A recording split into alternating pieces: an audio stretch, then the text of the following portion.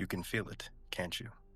The cold that is sunk into the stone, the way prayers catch in your throat like thorns. You may find shrines, but they are empty. You may speak the names of the old gods, but only the dark will answer. Welcome to Ashen Vale, a world forsaken, where only the desperate dare hope, and only the damned dare dream. We resume in the past. Brick. The kitchen is small, but it feels like everything you need.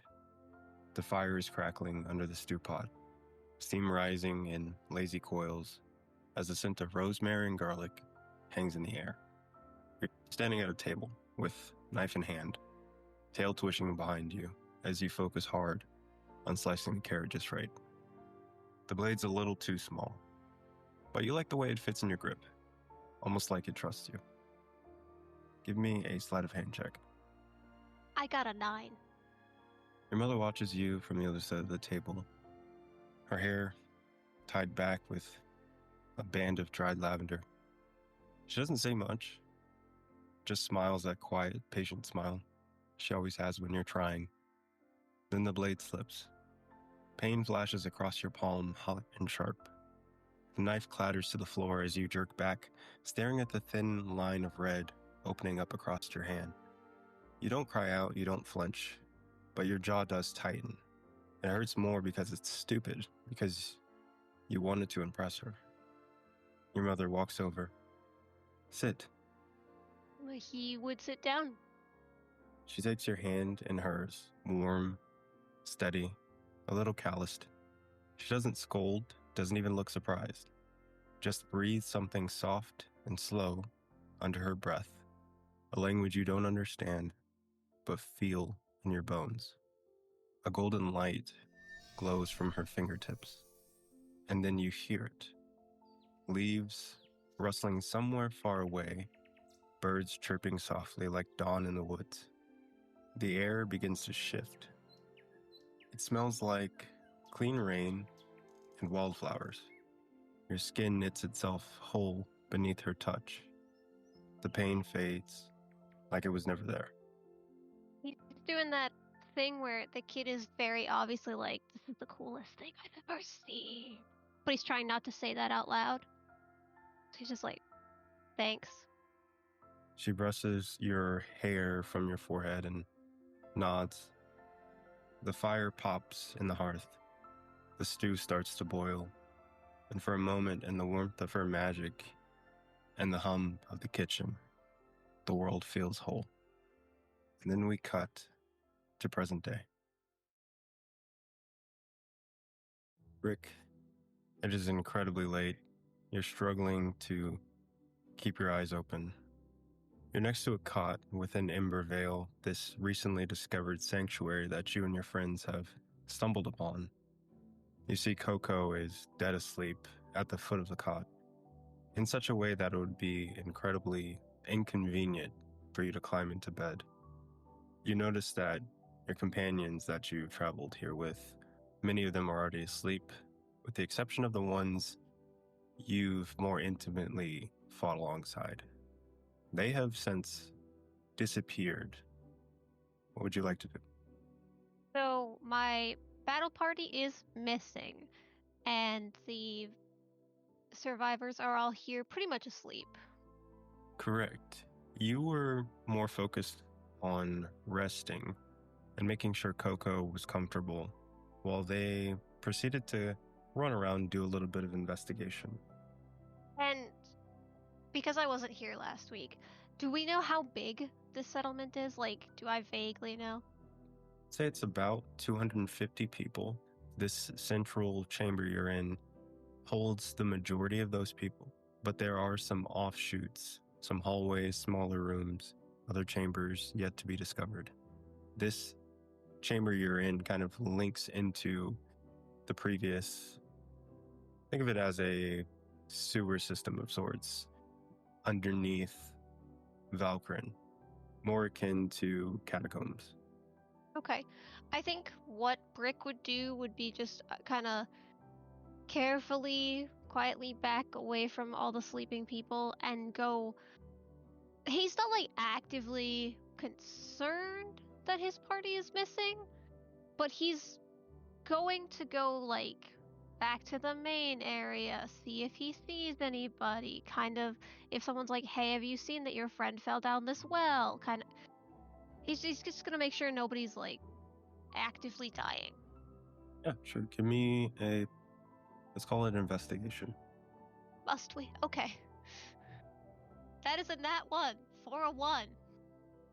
That's unfortunate. As you're making your way through these sleeping individuals, you turn and are startled by a small hawk that is resting on top of a box. It tilts its head at you, almost looking through you. Rick would do that thing where he tilts his head back in the opposite direction, like, I'm watching you. Something tells you it is also watching you. But after a moment of this stalemate, the hawk begins to fly off, and then it swoops upward into the shadows that are touching the ceiling of this chamber. Does it leave? Like, is there a hole in the ceiling, or is it just up there? Up there, it seems like there is a very small hole that may lead out, but it's incredibly dark. Even with dark vision, it's just a massive shadow up there. Huh. And how tall is this room? Like, if I wanted to reach the ceiling, how tall would I need to be, or how climby would I need to get? It's about 60 feet up. Ooh, that's a big number. All right, he's gonna let that hawk go, but he's gonna think about it very intently. Keep his eyes peeled for more hawks. And then, yeah, I guess he'd keep looking for his party, but he's still thinking about that hawk, so After probably some not getting time, far, yeah. you see something a little out of the ordinary. There is a closet with its door closed, and underneath the door, there's almost like a small shadow wavering. It looks like magic of some sort, or some sort of effect is kind of leaking out from under the door. Interesting. Does it, if he gets closer to the door, can he hear anything? Can he, like, smell anything? Any sort of general vibes he gets from what he sees underneath the door? Give me a perception check. Sure, why not? So many good rolls already. 13. Theo and Isolde, we're going to cut back into the middle of your conversation. What is it that Brick hears? I think it's fine if it's on my fingers. That shouldn't hurt me. Although, maybe we should scrape it off just to be safe. I think it is best that poison not remain on your body and in contact with your body. These are basic things, dear. Look, Brick, you recognize these voices.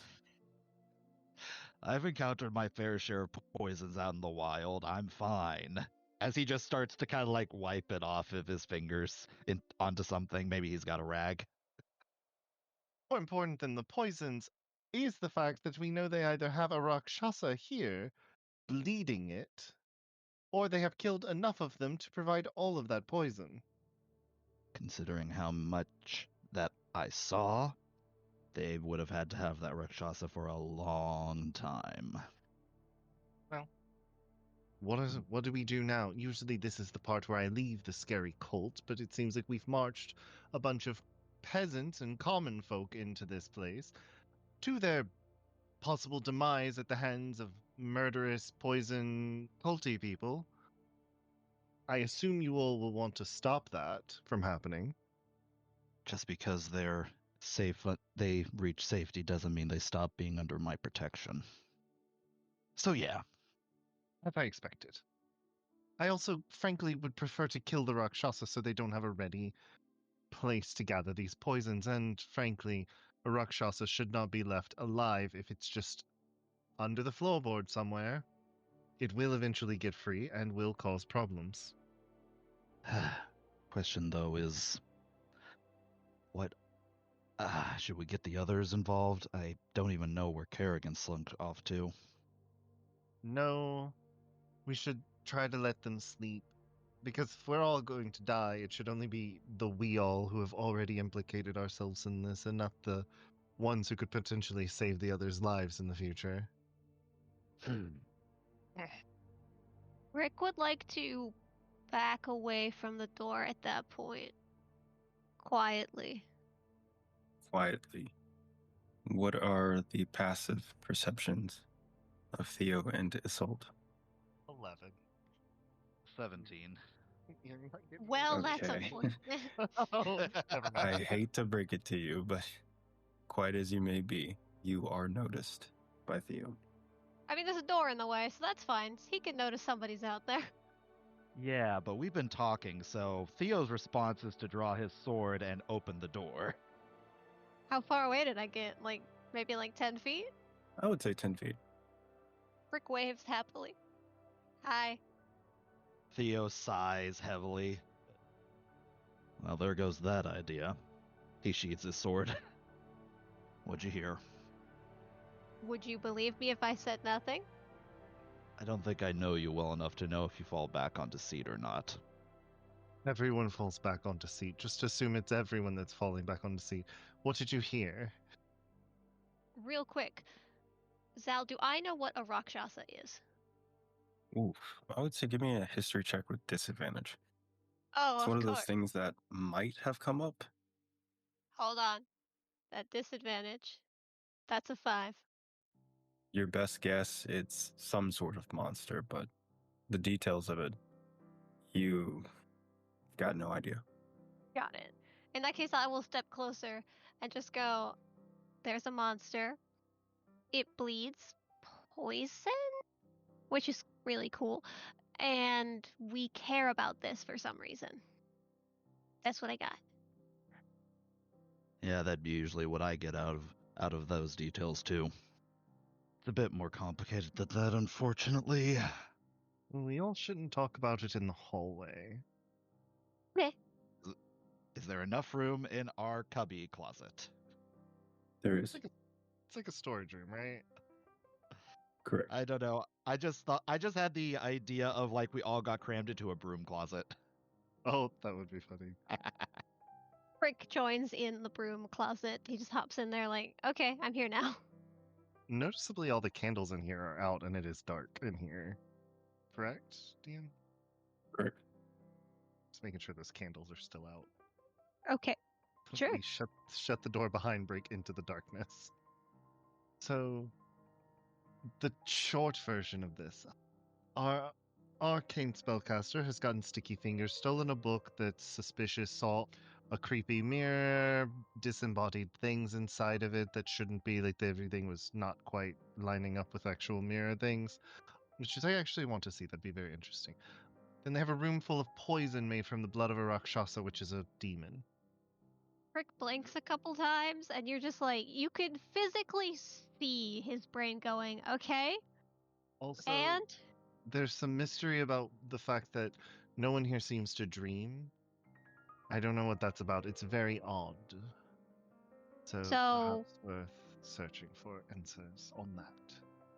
the people that have taken us in are making demon-based poisons. Yeah, A that's lot about of it. Yeah, that's the long and the short of it. You're correct. Is it a poison that demons are immune to? Is that it? Or is it like a poison for everybody, demons included? It's called, if I remember correctly from checking my notes, Magebane poison, meaning that it specifically harms people of magical ability and skill. Luckily, I am not of magical ability and skill, therefore immune, but, you know, that was Didn't a you joke. put out all the candles at once? It was a joke. It was... Oh. I'm likely the first one to be stabbed with this poison.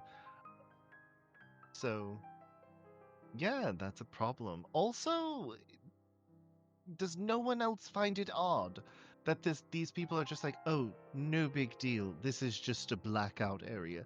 Demons don't come here. That's insane. That can't be all of the answer to that. Like, that's not. It doesn't add up. Maybe they're poisoning all the demons. But why lie about it? Why not say like we have ways of dealing with them, or Why say that they don't come here? Also, this used to be a major city, a metropolis, a civilization. Why would demons come here, everyone dies, and then suddenly they just decide, we're done, we don't want this city anymore? These are complicated questions. You're telling me. Do you That's have, not like, an actual plan here, or just a be on your guard kind of warning? No, I mean, we've stolen from them. They know we've stolen from them. Wait, they know? What kind of thief is she? I did not approve of the theft. I want that to be known. However, Oswin has stolen a book. The crow bird, was it bird or crow familiar? Some kind of familiar, if I take it from the story. Anyway, it saw, went to its master, and likely reported back the incident. The way I remember it, she only did that after it left because of what I did. Correct. Oh, I don't know. I'm still catching See, this all and- third hand. I and- was taking a nap. And Theo kind of shows his fingers, which still has a little bit of the poison on it as he's rubbing it off. I might have made an attempt. Didn't go well. You tried to kill a bird? No, I tried to snag a vial of that poison. Just to keep the poison from affecting him, I'm just gonna do a little like prestidigitation and get that off him in its entirety. Just in case, like, we're not. I don't want you to suddenly start tripping balls from poison. Yeah, so they're definitely a bit wary of me now, but I think Oswin might be in the clear. Well, they'll notice the book is gone. It'll take them looking for the book and knowing Oswin was the last person in the library. It didn't seem like she actively encourages people to just wander through her library on a regular basis. So we must assume still that they know. I mean, does Oswin still need the book? Where did Oswin go? Good question. Hard to make decisions. Yeah, I'm not gonna take an item away from a character who's not here. Yeah. Tempting as it is. Let's put a pin on that particular issue. Frankly, And for the- oh, I'm sorry. And for the time being, just proceed with a lot of caution. Perhaps we should just discuss these things. She was very upfront to begin with. Maybe she'll give us reasonable answers now that she realizes we're not stupid and we're not going to just take things at face value. Do I you mean, think she this was- is a conversation we should have in the dead of night, or do you think we should wait till tomorrow? I only got about 2 hours of rest. I need 2 more and then I'm good to go. I mean, I'm used to night after night of nothing, but I suppose I could sleep. Oh yeah, and all this is on top of something else, which I guess we should tell you about. All ears. Well, no, I only have 2 ears, but you know what I mean. I mean, that's all of your ears, isn't it? Not always. I mean, you could have more. I've met people with more ears, right? That's a thing. Rick says nothing. Okay, I'll be honest, I don't remember everything that she said, but apparently, you remember that shining column of light at Fort Dwin? Yes. Name. I always keep getting the name mixed up. Well, that was caused by a holy relic. Yes. And this Seraphine, the protector leader of Ember Vale, has been looking for the holy relics. And she might have said in no uncertain terms, or at least hinted at the possibility of asking us to retrieve them. So they want to be allies, and in response, we stole from them, found their stash of poison, and are about to accuse them of what again? What are we accusing them of? Clarify. I did not steal from them, nor did I have anything to do with the stash of poisons. All I've done is dig in people's heads a little bit. Nobody noticed. It was fine. Yeah, but you're definitely the most people person here right now. I'm just saying if punishment is getting handed out, like, I'm not taking credit for that. Oh, me either. but that's neither here nor there. Something tells me they're not gonna be like, let's just punish the two of us. They'll kick us all out. Or And kill then we're us. back on the road with a bunch of people. I truly think that maybe it's a matter of just asking the right questions. And perhaps there are reasonable answers. I failed to see what they could be, but mayhaps just having a conversation with Lysera in good faith as allies would offer clarity. Maybe they take the poison themselves in tiny quantities so that they're immune to it. That'd be super cool, wouldn't it? Again, the amount they have is staggering. What if No, I'll keep my own counsel on that. Why don't we go talk to Lysera? I have spells that I can utilize, and she'll probably kill us all if we make her too angry. But we have nothing to lose except for our lives. Oh, exciting. Okay, sure. Why don't we go? I'm in. Then I guess tomorrow we face our death. I don't Wouldn't be the think first she'll time. kill us. I really don't think she'll kill us. I don't. She'll kill you both, but I'll live. Frankly, that's fine. It'll be interesting. I can only imagine how your life has gone to have such confidence. Rug with, evil blackened hands. Like I said, only the cockroaches have made it this long in the world. So you're a cockroach? We all are. We survive in the worst and harshest of environments. Well, I think that's all there is to be said then. Good. I am going to go back to sleep. Well, meditation, but good luck. Oh, also, Brick, the leader of their forces here does not like elven kind. He seemed off-put by my presence, that I shouldn't be here. So I do ask that if he tries to kill me in my sleep or send people to kill me, perhaps someone would assist me in not dying then. Sure. Yeah, no, you can come sleep near me, and if you start getting strangled, just like slap me. I will do that. Perfect. Look at And that. Brick will go to sleep. He'll open the door to the little broom closet they've been in and kind of walk out. We all file out. Ah, there's the broom. Dumb joke. I'm laughing in real life, but Isolde is not. It's important you know that. My character, not laughing. Me? Hilarious. Theobard's thinly veiled attempt at deception. And I suppose I will go to wherever Brick is and just like little crisscross applesauce meditation time. All right. From where you're sitting at, you see there's a very dim glow coming from Marlowe Finn's little corner where he's reading a book. Doesn't seem to be focused on anything other than that book. What's the title read? It is a alchemical textbook of some sort, likely from one of the many universities that fell during the invasion. Okay. I can't resist. I'm about to go to sleep. Detect thoughts. I should not have the ability to read creatures' minds. It's not fair. But just surface thoughts, just to see what his initial like. Purple worm. Have I seen a purple worm before? No, I don't think so. Surely there's something easier to find. God, what was the name of that vendor from Galadar?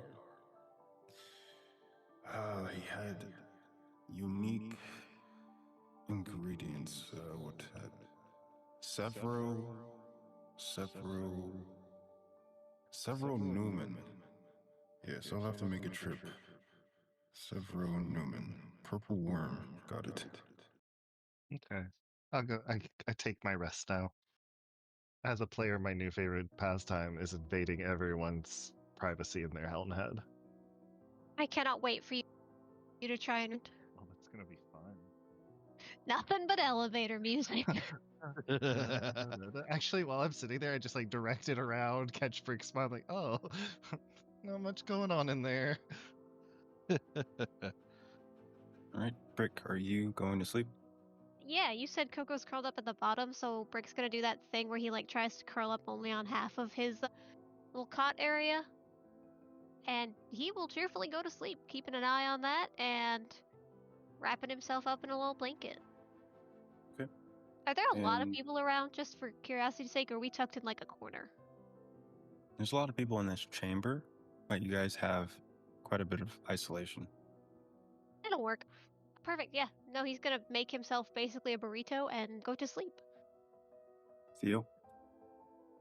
Theo is definitely going to, after the events of the last couple of hours, he's more on guard. So he definitely finds somewhere that's accessible to the entrance and exit, keeps an eye on as many of his people as possible, and kind of just goes to sleep in a crisscross position.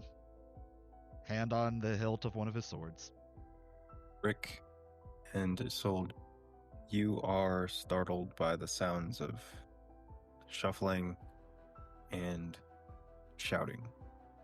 At the foot of the cot, Coco is squirming in his sleep, and he keeps calling out to his father. Is this before we've gotten the long rest benefits? We're about halfway through. Well, that's Brick's kid. I'll let I Brick was gonna say, does this old do anything or just kind of look at Brick? Isolde doesn't even look at Brick. Isolde goes back to meditating. They have been interrupted twice now in their meditations. Brick's gonna unburrito and then put Coco in the burrito with him if he will go in there and just kind of try and keep him quiet. After a while, he begins to calm down, eventually settling into a more quiet, dreaming state. And Brick will wait to go back to sleep until he does that, and then he'll just kind of be like, okay, perfect. That's taken care of. We should be good. This is the safest place for this child to sleep. Okay, you guys go back to sleep. When each of you wakes up, you find that Embervale is busy. Everyone is up and about, carrying on with their lives down here. The smith is already active. You can hear the hammering on hot metal. There's a great deal of conversation throughout this chamber. And Marlowe Finn's small band of mercenaries, by the looks of it, are already conglomerating over there with Marlowe, who is busying himself with breakfast. You can smell sausage and spices in the air as breakfast is being cooked in various locations around Embervale. It's more of like a community meal. What would you guys like to do? Theo probably is the first to wake up from the noise, so he'll go check on the other two. Actually, Isolde only needs 4 hours of meditation, so they would definitely be the first one up. They only need half of the time a regular long rest needs. Going forward, Theo's going to assume that you just wake up in the middle of the night. I mean, that's fair.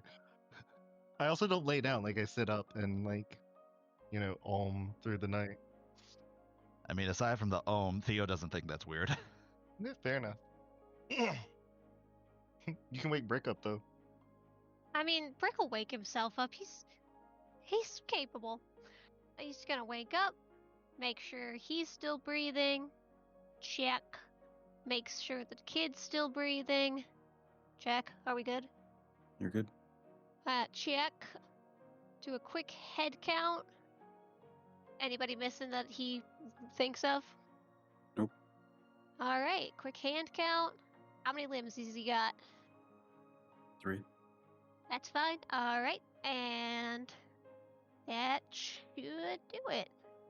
Alright, he's up. He's just kind of like, alright, he'll get up in a minute. Give him a second.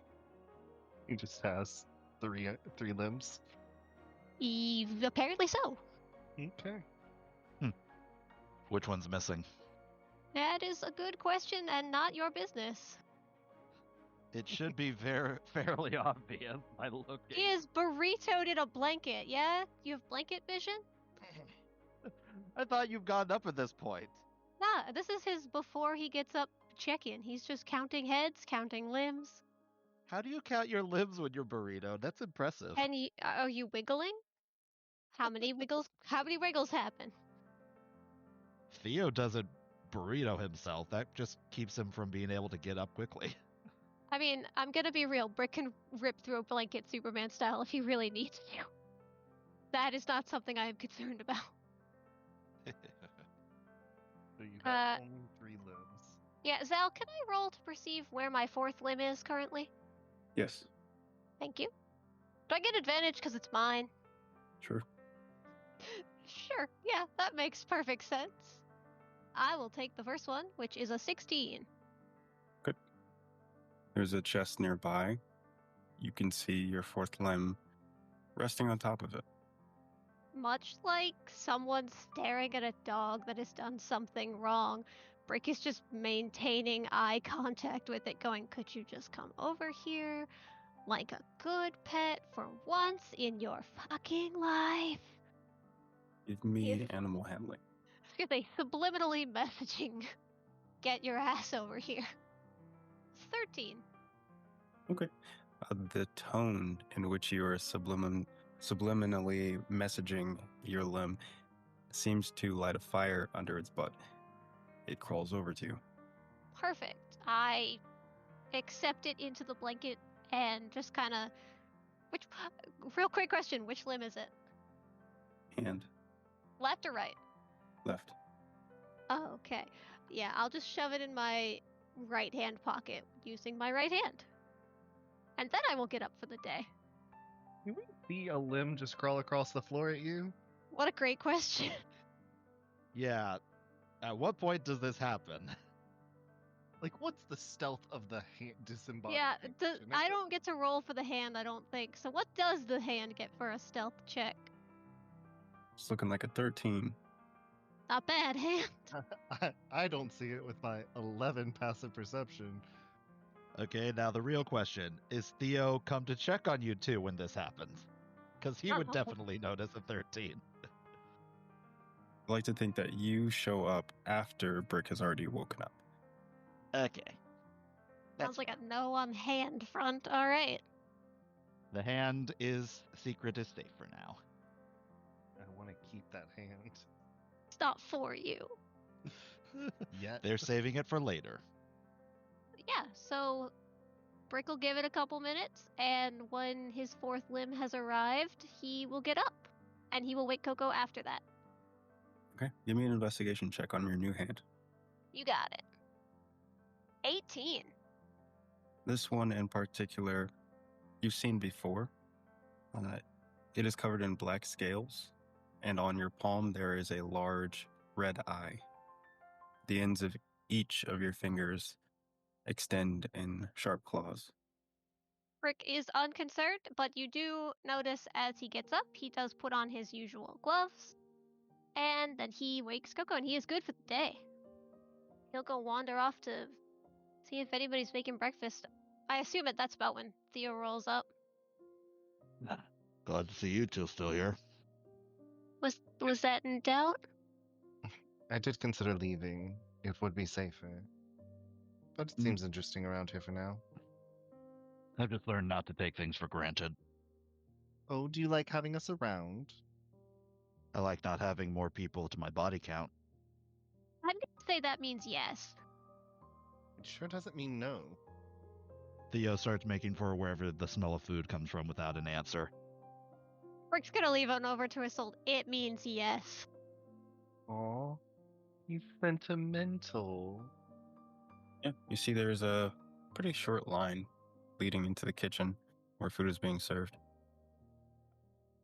Actually, before he goes and gets into the line, Theo's gonna find somewhere.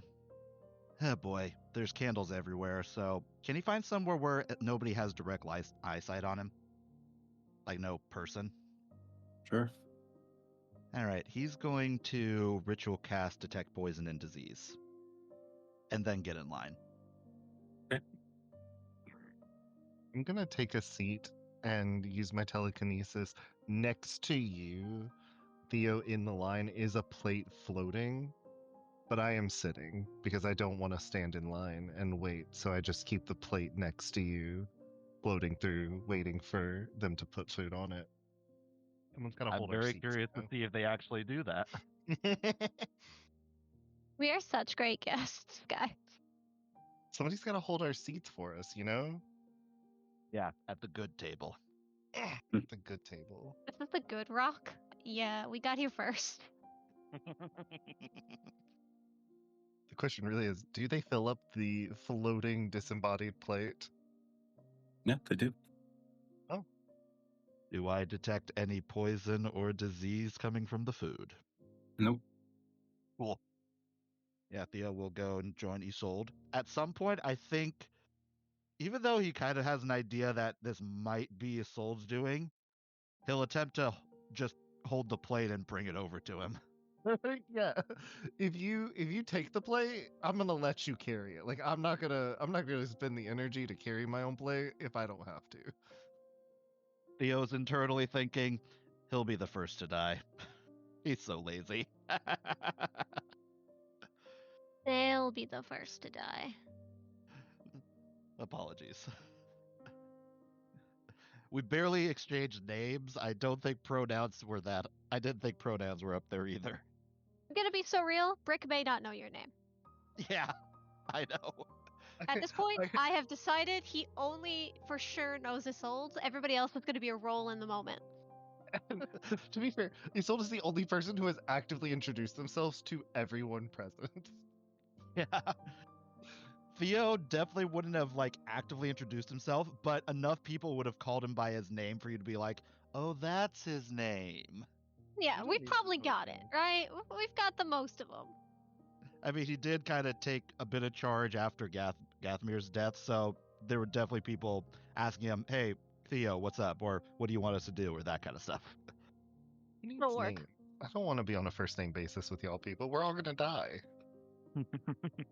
That'll just make me sad later. Feel it though. You the player or you as Isolde? That's the question. Me, the player, Isolde doesn't give a shit about y'all. Yeah, that tracks. Isolde, once you provide the plate to Isolde, they will immediately dig into their probably mediocre breakfast. I'm feeling like, or is this a fancy? Is this a good breakfast? Do they have pastries? They do not. Well, They have flatbread, Well, though. you can't have everything. as long as it's not beans on toast, I'm fine. Brick also has 2 plates, like Theo. One is for Coco, whom I assume is just attached to Brick somewhere. I think Coco's default is to just jump on your back. Yeah, like unless you explicitly tell me otherwise, that is where I assume that child is. So yeah, we'll come sit down at the Cool Kids Rock. I think it's a piece of rubble, actually. Looks like rock though, doesn't it? Oh yeah. A rock is a rock is a rock. Yeah, so we have our breakfast. I don't think we need to go into the details of eating, but we have our breakfast, and unless interrupted, Isolde is going to direct the group. Though we need to deal with Seraphine.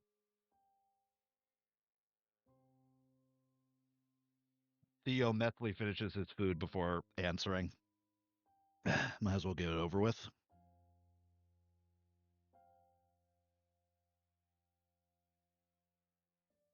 We'll either have Brick and thought Coco thrown in have our been face. done for like 12 minutes. They like consumed all at once, so we are ready for action. So we'll go to Seraphine's chambers.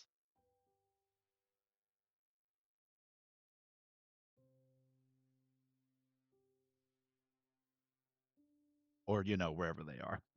Yeah, we'll go Hunter now. She can't be that hard to find.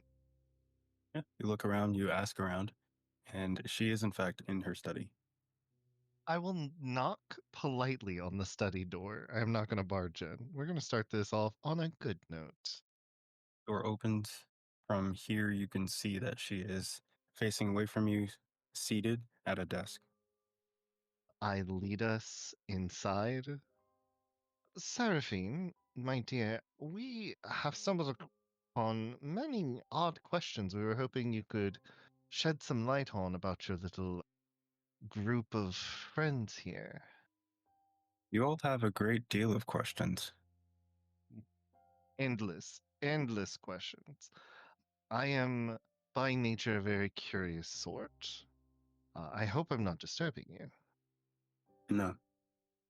Well, I will lead everybody in and kind of maybe come around near her, but we're keeping a respectful distance. I'm not gonna like stare over her shoulder. Well, there are some oddities, and I was hoping you could explain them to us. The world's a bit dark out there, as you know, and it would be best if we knew for sure that we were safe in this place, and safety does come with the questions. We've recently become aware that you have a massive stockpile of poison, Mage's Bane poison, made from the blood of a Rakshasa. Are you planning something dastardly with this poison? You see that she stops writing on the parchment in front of her. She puts down the quill.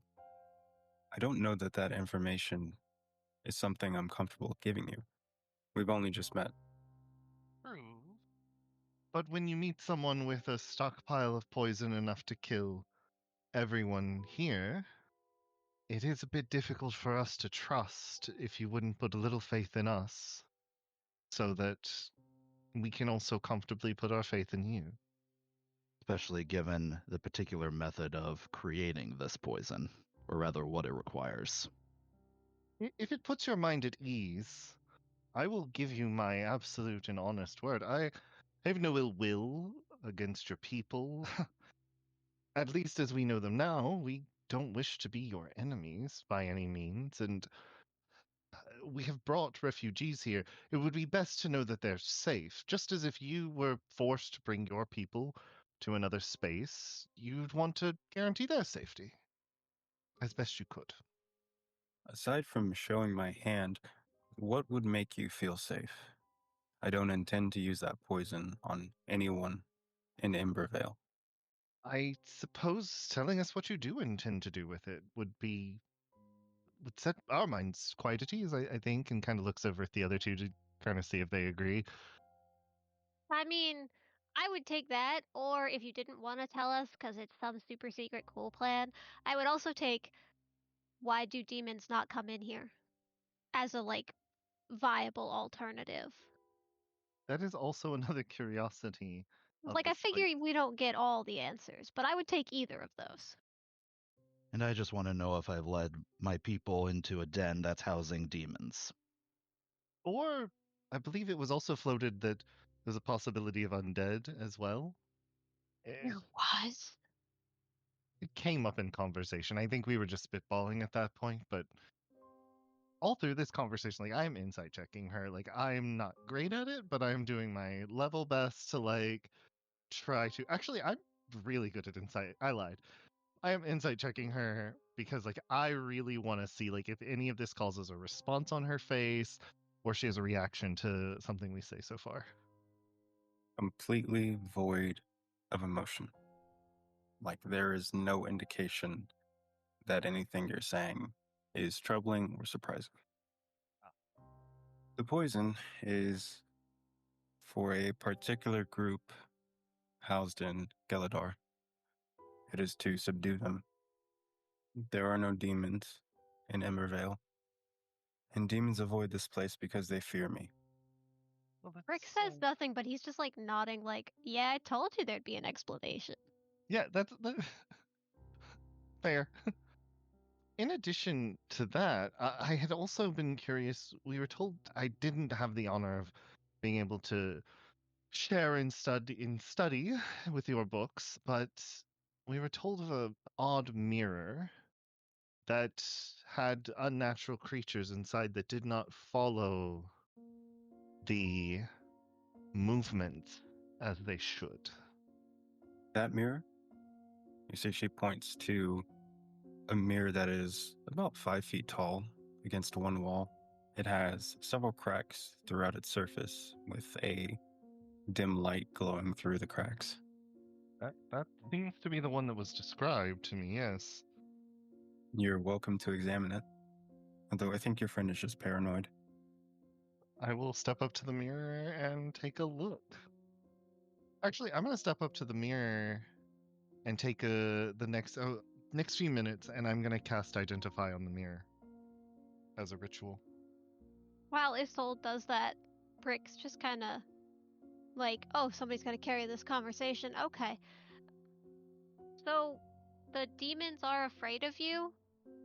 Like, just afraid of your existence so they don't come within X number of feet, yards, miles? Like, that's really cool.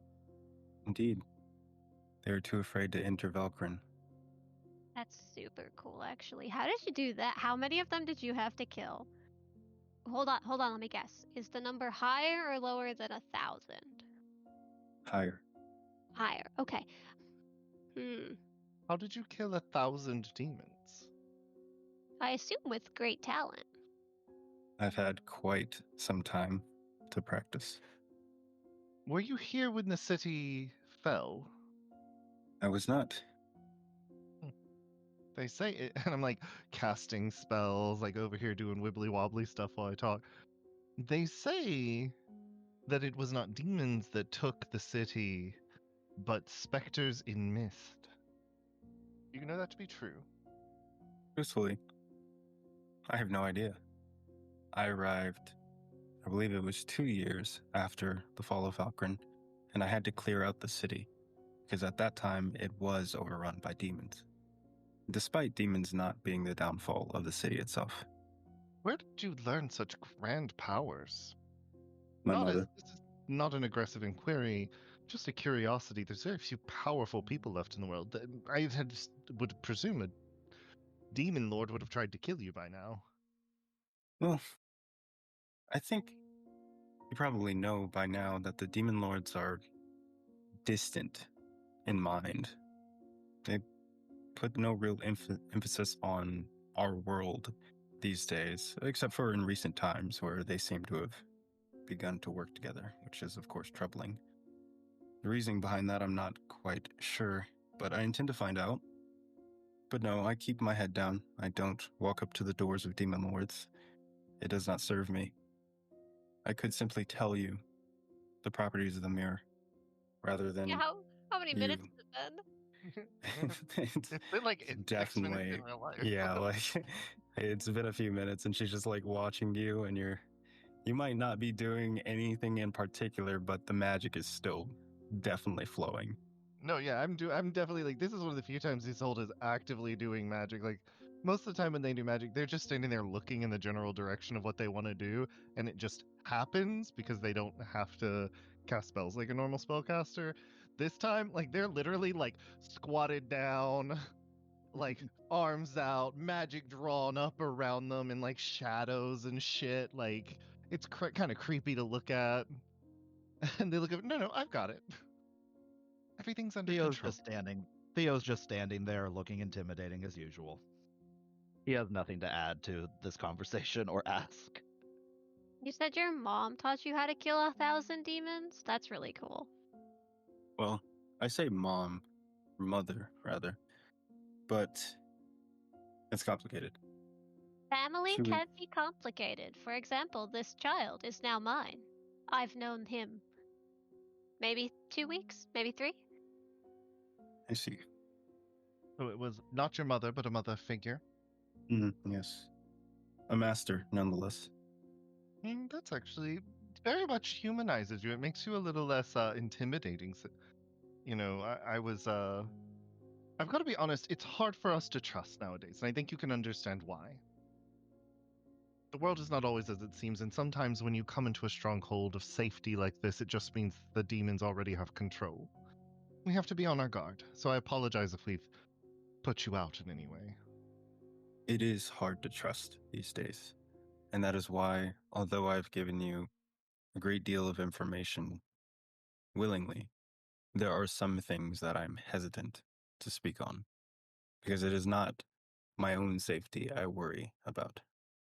Is there any questions you have for us? like, that would help you trust us more or less, depending on the answer? Or is there anything we could do to earn your trust? I mean, I haven't had somewhere to fall back to in quite some time, and it might help. It seems like these people really want to know that the people they brought here are safe. So, if we can earn your trust, I'm sure they'd be willing to do so. I mean, I have nothing better to do with my time. I have a question for you. And she looks toward Theo. How did Theo you nods. how did you How did I what? well, the verbiage is difficult. Were you in contact with a god at some point, to your knowledge? In contact? You mean like speaking to one? Perhaps, or physically interacting with a deity? Theo thinks for a second, and he says, not that I recall. Interesting. There is a fragment of divinity within you. Were you aware of this? Theo blinks a few times, and then he just starts laughing. Fragment of divinity within me, please. Door behind the group closes slowly. Seraphine snaps her fingers, and from underneath your clothing, Theo, a bright golden light erupts. Yeah, that definitely takes Theo off guard as he definitely tries to cover his eyes from the sudden brightness. Rick hisses like a cat. I guess I lose concentration. Don't finish my identify spell because I like completely distracted, turn around, and look at what the fuck's happening. You expect me to believe you were not aware of this? After like, does the light fade or does it like stay? It does fade. Okay. Yeah, as it fades, Theo's definitely got his hand back on his sword, and he says, "What the hell was that?" I simply showed your friends what I see. That is a very interesting trick. You should do brick next. But we don't need to do that. Brick's got That's a one hand splendid idea. covering Coco's eyes like, do not look at the divinity. She snaps her fingers, and I need everybody to make a wisdom saving throw. Oh boy. Me? Except Brick Isolde. next. Do I need to make a wisdom saving throw? You do. Aw. Oh boy. Do So brick Isolde's next. really fine, which makes everything about this much more terrifying. I got a 14. Do brick 22. next. Funny. Damn, 19. Best roll I've ever made. So yeah, 22. Brick, you begin to bleed from the eyes and the ears. And for a moment, your entire body is coated in those thick black scales and eyes. And you have bone jutting out of your spine, leading all the way up to the base of your skull. Is the kid on your back? He's fine. He would have definitely fallen off in light of that. Oh. On the ground, looking up at Brick, terrified, before this visage is slowly taken back. Do I recognize that? In this moment, you see something that feels familiar, Isolde. It's almost like you've seen a creature like that before, but you know you haven't. It's just not surprising to you, and not in the way that the things you've encountered in these last few days is unsurprising. More so, this is familiar, so it's not unique. This is, to put it in a very succinct and kind of clever way, this is close to home, if you will. Correct. Got it. Well, that was actually much more enlightening than I was ever expecting. You should get the blood out of your eyes. And I kind of walk over and gently kind of wipe the blood away with a sleeve. Wow, that is quite a power you have there. Interesting. Brick looks like he's considering biting you, but like resists. Thank you so much. That was so much fun for everyone involved. Theo is kind of like shifting his gaze between Brick and Seraphine. He's now got hands on both of his swords. He hasn't drawn them yet, but this is swiftly escalating for him. Brick's gonna crouch down and try and make sure the child, isn't terrified and scarred further. Rick, what was that? Long story or short story? What works best? He just looks up at you, frozen. You know how you're immune to fire? Like, you stick your hand in a fire on accident and it doesn't hurt quite as much as it should? Mm-hmm. So, if I stick my hand in a fire, it's gonna hurt exactly as much as it should. It's just a different kind of ancestor that I come from that you don't. Doesn't mean there's anything wrong with it, just a different... Obviously, we didn't all come from one, ancestor. Kind of freaky, though, isn't it? Yeah, it's scary. Brick looks up and he's just glaring at his old, you've done this. Brick, you are much more interesting than I took you for. Mm-hmm. Now do me. I don't actually think I have anything special like that, so I'm just an elf. What the hell is the point of all this? He says to Seraphine. The point I'm trying to make is that each of us holds a secret that can lead to different reactions depending on who discovers it. I would like to show you mine, but the child cannot be present. Well, child, take the child outside. I'm really excited. This is all very interesting. I'm learning so much about everyone else. I'm gonna offer a hand to Coco and see if he'll take it. Yeah, he takes it.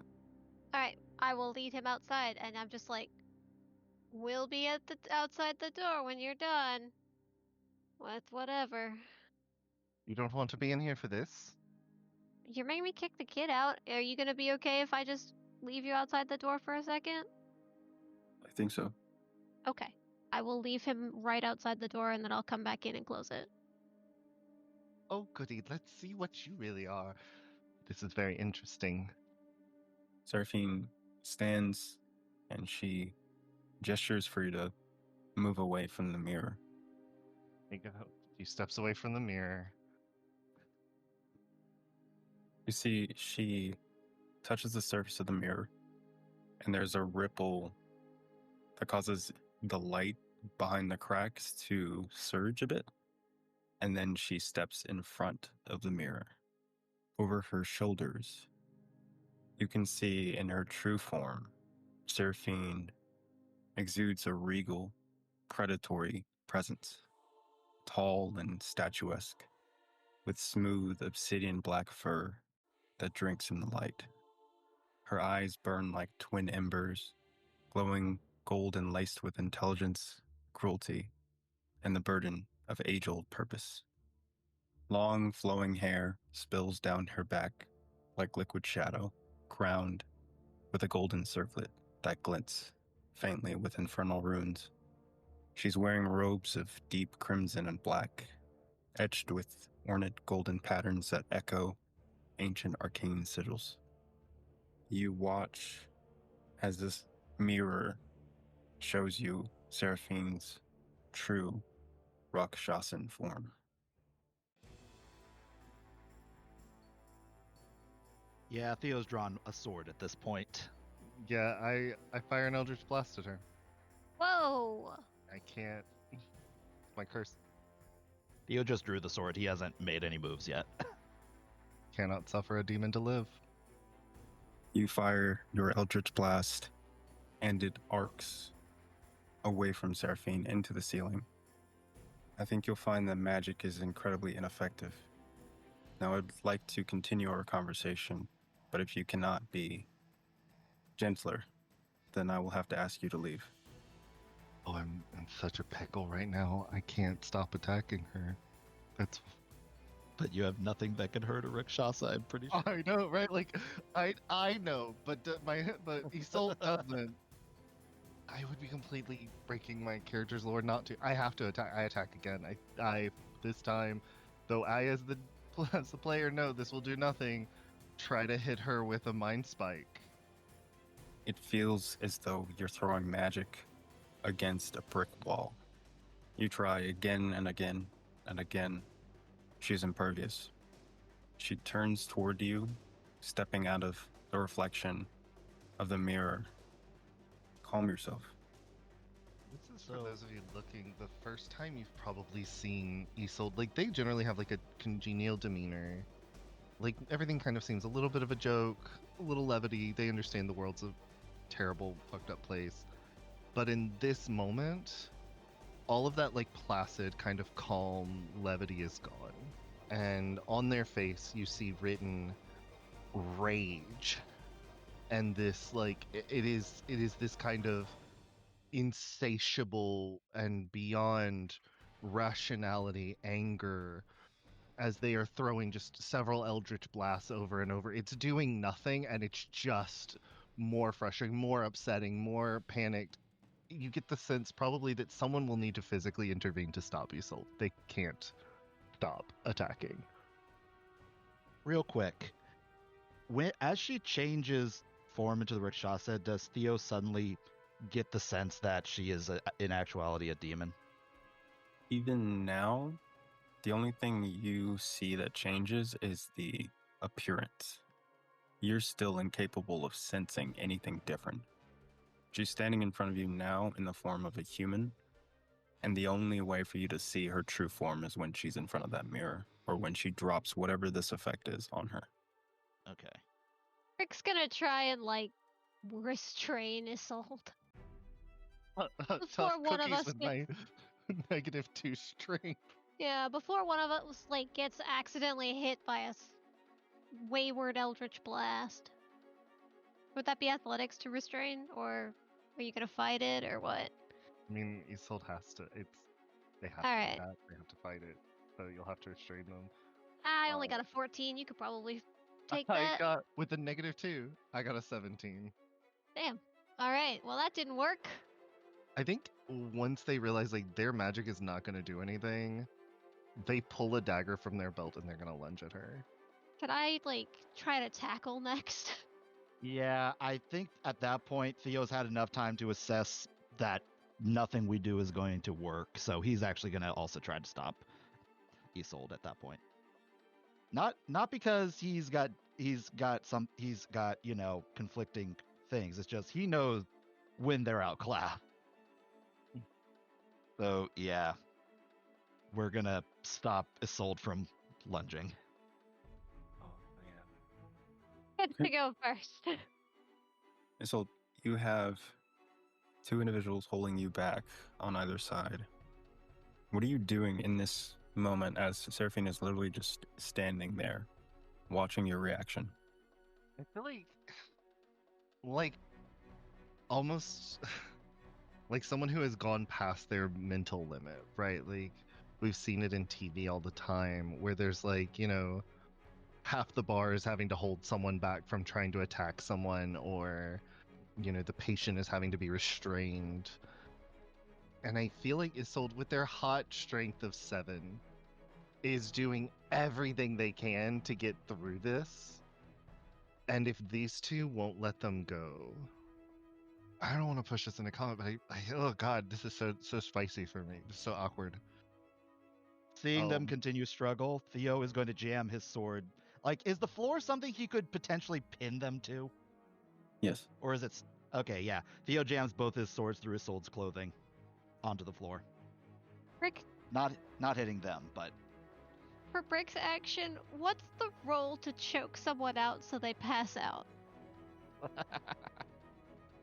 That should be a regular attack roll. What do we want to call suffocation? On Brick, because he's the biggest threat here, Isolde's going to cast Tasha's Hideous Laughter. All right, player on player combat. Yeah. I mean, it's not going to do any damage to you. It'll just incapacitate you. Yes, and then you can continue to not hurt the Rakshasa. Yeah, with my my +0 dagger attack. I don't know what the save is for that. You're gonna have to Oh, tell it's a me. wisdom 14. Okay. 20. Oh, yeah, that's my last spell slot. All right. Now, what's my suffocation check? The shenanigans. Well, Indeed. as soon as she was like, "Oh, this is who I am," I was like, "Well, there's that scuttled." I'm just gonna do an attack roll, I guess, with my like bare it. hands. I feel like you have to do it like a non-lethal attack over my HP to knock me unconscious, is my understanding. Yeah, if we depart from that, then we get into some really weird territory. Yeah. Okay, like- so what you're saying is I'm gonna have to take your HP like 5 at a shot. Essentially. But each of you give me a wisdom saving throw. Is this against a charmed condition? It is not. Natural 20. 19. The dice want me to kill this Rakshasa. 14. I can't wait to see how.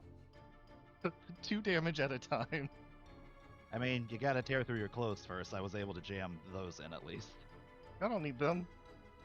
But can you rip through your clothing? With a -2. Gonna be a strong maybe. So as this pulse of magic extends from Seraphine, it hits all of you, but Theo is the only one who is incapacitated by it. The other two Cool. of you are you're too busy fighting one another. New plan. If Brick can't choke them into unconsciousness. Yeah, I mean, he's If you got their suffocate hand. them, you might. Just suffocate them. Let's maybe That not is the do rule. that. And Isolde is still struggling, huh? No attempt at calming down has been made. So I'll tell you guys above table. Isolde has written in that they cannot, like it is in writing, I have put it in text, they cannot allow willingly a demon to live in any way, shape, or form. That is their need to kill it. So they can't walk away from this fight themselves. I didn't Yep, think alright. I didn't think we'd have a demon trying to like just chill with us when I wrote that. Brick would like to suffocate Isolde Respect. as non-lethally as possible, but he is going to make sure they have no oxygen until they stop wiggling. After a continued struggle, eventually you succeed. Just gently put Isolde on the ground. And at which point I will look up at Seraphine and go, I still don't really know what's happening. I don't suppose you have any ability to, like, wipe their brain of what just happened?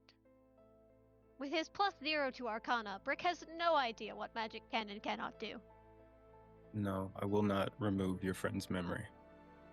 Okay, well, unfortunate. I guess we wait till they wake up. Wait, let's tie them up before they wake up. Important. Am I still incapacitated?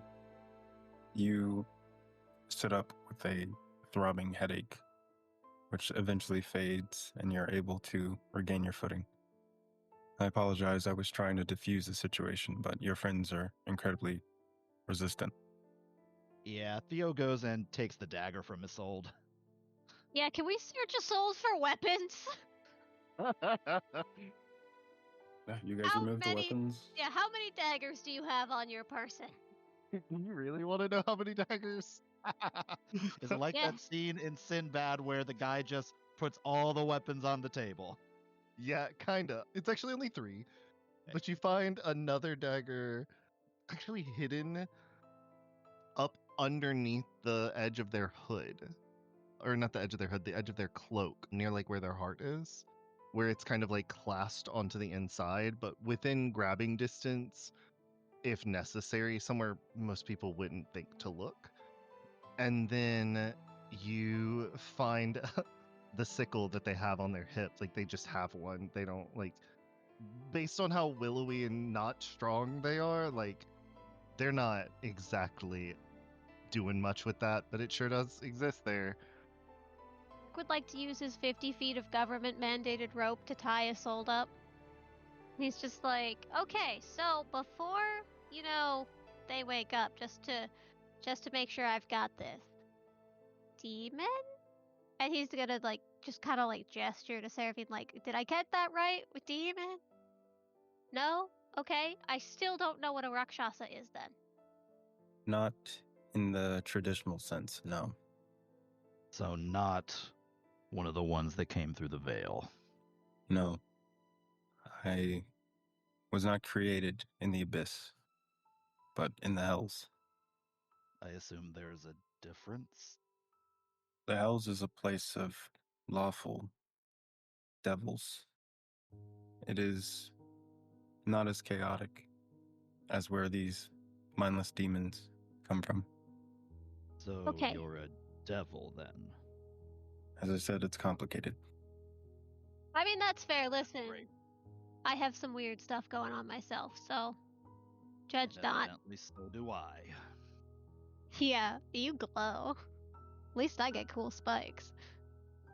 Look, I had no clue. Okay, first off, all on the table. I only stopped because I recognize when I'm outclassed. And then, well, Isolde went crazy. Second, there's a very good reason I keep what I know to myself in these circumstances. But I definitely didn't know about that. And he's kind of like holding his, it's hard to explain, but he's kind of like rubbing his hand on his chest, like he's like feeling it, being like, what am I? Kind of almost. It would seem like fate brought us together. You might have had no knowledge of this fragment of the divine, but it has been one of my focuses to find such a person as yourself. You are as valuable as the artifacts left behind by the gods. So were you able to sense it when we first met or something? I had my suspicions. All right, well, tell me this. How come I couldn't sense anything about you? Demons have well, I guess maybe it's because you're not really a demon, but demons leave an unmistakable stench. Best I can put it. Every inch of my body is covered in some sort of abjurative ward. The only people who can sense me are those that I wish to. All right. Kind of looks down to his soul, wondering how long we've got before they wake up. Should we just wake them? Would that be? I could probably do that. I don't know. If they keep wigging out, we might have to toss them out with Coco. Oh, something tells me that until this is resolved, they shouldn't leave this room. I'm not that smart, but I think that's probably not a good idea. Because correct me if I'm wrong, and I look at Seraphine does everyone here know about that, or is that just on the down low, as it were? Aside from the people in this room, Marlowe is aware. That is all. Yeah, unless we want a cool, and we could probably handle an uprising. We might want to, not release someone with that knowledge until we're pretty sure they're going to keep it to themselves. Right. Personal thought. I mean, if you want to, I'm not going to stop you.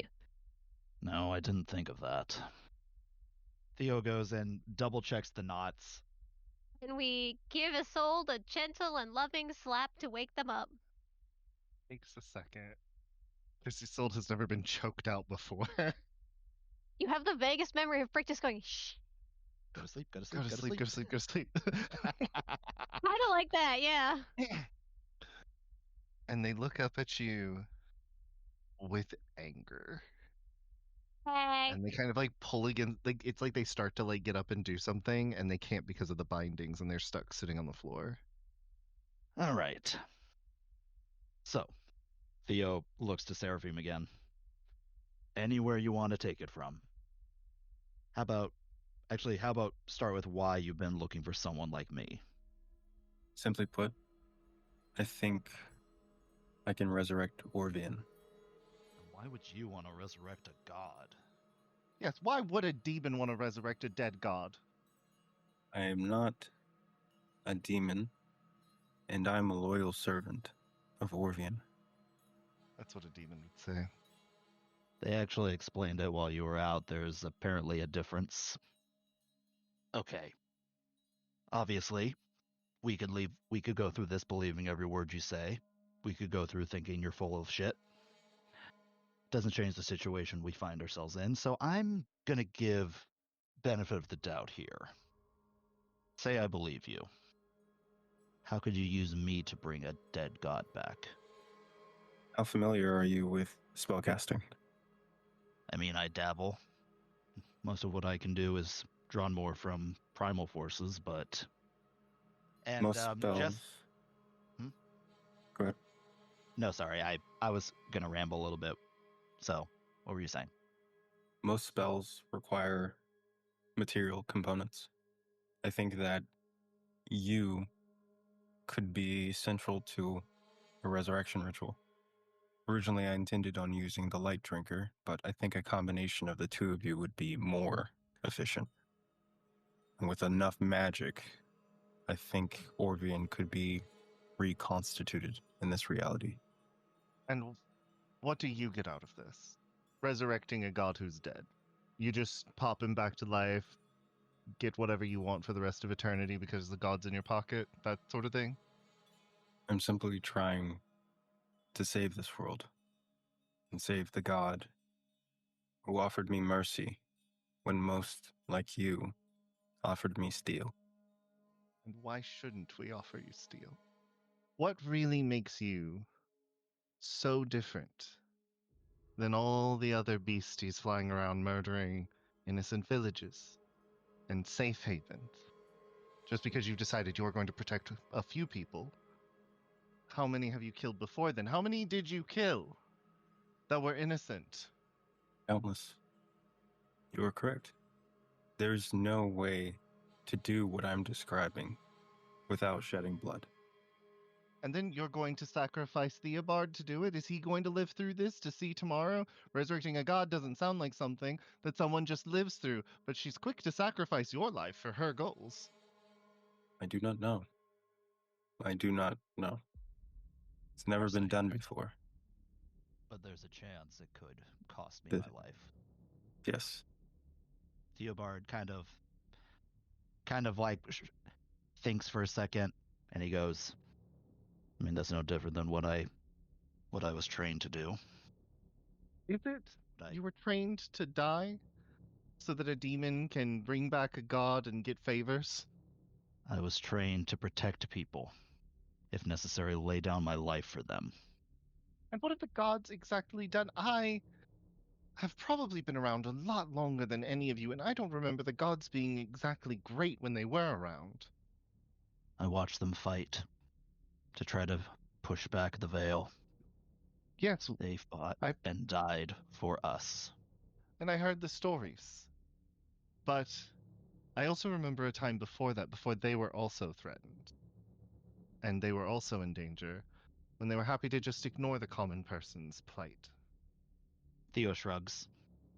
No holy man, so can't really give you a debate you're looking for. All I can tell you is what I saw. I've grown quite fond of you. Aside from the time you just let him choke me out, I'm quite fond of you. I really don't want to see you die in some cockamamie ritual to bring back something that's already dead. Look, my life isn't worth much to begin with. But, and he looks to Seraphine again. And again, this is a big but. If there's a chance that it could help maybe even the balance. I can't think of a better use of the life I've been given. Again, assuming you're on the level with this. I haven't survived this long without being reasonably cautious and paranoid. And maybe it just uses up whatever is within me. Honestly, that'd be the best case scenario. A better scenario would be you tapping into that fragment to find more fragments. So, why do you want to bring back a god? I was lost for many years when I first arrived in this plane, but those who worship Orvian were among the kindest. They allowed me to be amongst them without any disdain or hatred. And over the years, I too began to see the light. I began to worship Orvian loyally. And I think I'm the most qualified to restore his light to this world. My dear DM, I am trained in religion. Have I heard of a creature like I saw in the mirror that served the gods? As old as I am, as much knowledge. Like, I mean, knowing the people I come from, like, I know a lot about religion. I feel like somebody like that, somebody like this, might leave stories, folklore, stuff like that. Like, could I roll to put two and two together here? Yeah, give me a religion check. I'm a guidance myself too. I got nothing else to do with my. For the sake of group cohesion, please be good. It's actually pretty good. It's a total of 18. I think that you would have heard at some point, typically when a deity has a very loyal follower who goes above and beyond the others, they can at some point become a saint of that deity. There was a story of a saint of Orvian that was originally from hell and was redeemed in Orvian's light, becoming one of his most devout followers. This sounds like what's being described by Seraphine. Thank God. I like wiggle my way into a standing position. Take these off me. Take these off me. I like hobble over to Britt. Rick looks exceedingly like skeptical of this. Like, Take why? Give me my dagger back. No, I don't we're think not gonna so. give you your dagger back. No, I know about this bitch. That she's not a demon. Or was, I guess, but now I've heard stories. Actually, I just take the damn things off, please. Rick will untie Isolde, but like the dagger, I think Theo's got that one. Yeah, you'll get these back after we finish our conversation. Not that I think you can do much damage with them. It's more of a, you fuck up, this is your punishment. No, I really thought I was gonna fight to the death there. I'm gonna be honest. Yeah, I could see the look. Tell you what, you can have this one back, and I give you the one that's retractable. The broken one. Yeah, love it. Yeah. So I take my retractable dagger, put it in my pocket. That's canon now. Seraphine, dear. I seem to have made a little bit of a fool of myself. You see, I have a little psychosis that'll. We all carry our burdens, and demons kind of bring out the worst in me. I might have jumped the gun a little bit earlier. Things get a little blurry. I don't remember exactly what's happening. I owe you an apology. So I am sorry. You're not a demon. Or not anymore, I guess. I don't understand all of that. But you serve a god, and you're like a big deal. I've heard of you, now that I put it all together. So I am awkwardly sorry. I accept your apology. Perfect. Cool. Good story. So we're bringing back a god. This does still seem like a very foolish idea without knowing the outcome and what we're going to do. And I also am not a fan of the dead gods. They weren't really great to begin with.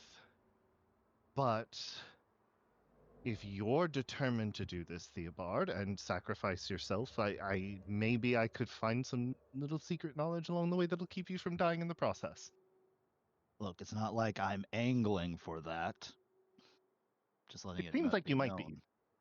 Well, if Orvian returns, it's likely that the other gods will follow suit.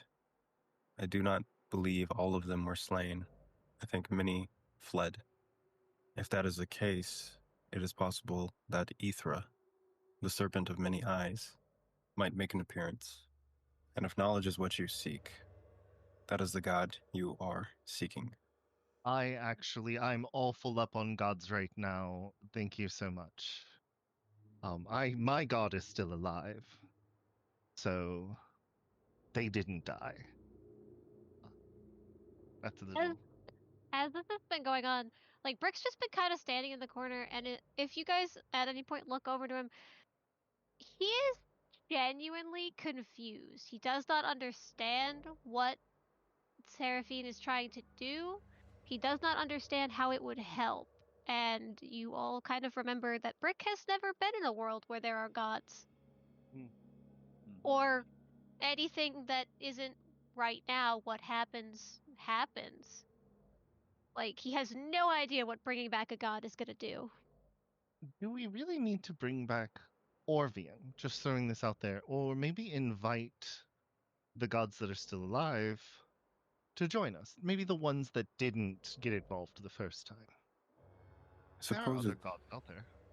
it's possible, but contacting these deities, it seems as though it is fruitless. Prayers are not answered these days. I mean, you've seen my magic. Well, you didn't see much of my magic. It didn't do anything to you. Never mind. I'm able to conjure the power of a god and speak to them. I mean, I try not to speak with them. It's a little distressing, but that's kind of speaking with gods in general. What I'm god? just saying there are options. You would like to use a connection similar to your own to speak to the other gods? I mean, I'm sure, like, my god's out there. I mean, he could send a little, hey, how are you doing, to the rest. There are the. Maybe this is a terrible idea. I'm not really sure. Honestly, it just makes me nervous to resurrect something that powerful because you don't know what you're going to get back. It hasn't been done before. Things go wrong. Magic goes wrong all the time. And you might try to resurrect a god and get back some aberration or some disgusting monster. And I would rather do anything else. Would that be worse than now? Yes. Because it would just make the How? problem worse. There'd be more things killing us. Just one more thing killing. And that's And is that worse than doing nothing? I just think there are other ways. I mean, we just have to unseat the demon lords and destroy everything that they hold dear. And given time, I'm sure we can figure out a better way than bringing back a god. Why don't we Yeah. create new gods? The gods had to have come from somewhere, right? Why don't we create new ones instead? Okay, like I said, as I've said many times, that I'm a simple man, but Isolde, it seems like you're grasping at highly convoluted schemes. Do you think that bringing back a god isn't a highly convoluted scheme? Bringing back something versus creating something from nothing. Well, the amount of power required to bring a god back, I can't imagine that's much different than creating one from scratch too. You'd be essentially creating something brand new, something never before seen, something we don't know how we'll react to said situation. Yes, the same as for Versus, resurrecting something. I'm just throwing out ideas. well, while we're throwing out ideas, I have a question to ask. If you're still in touch with your god, how come it hasn't already talked to other gods? He probably has.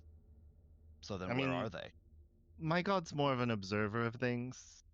He doesn't jump in feet first, if you will. You do say a lot of things about how the old gods weren't, what is it you said, that great? Well, Yeah.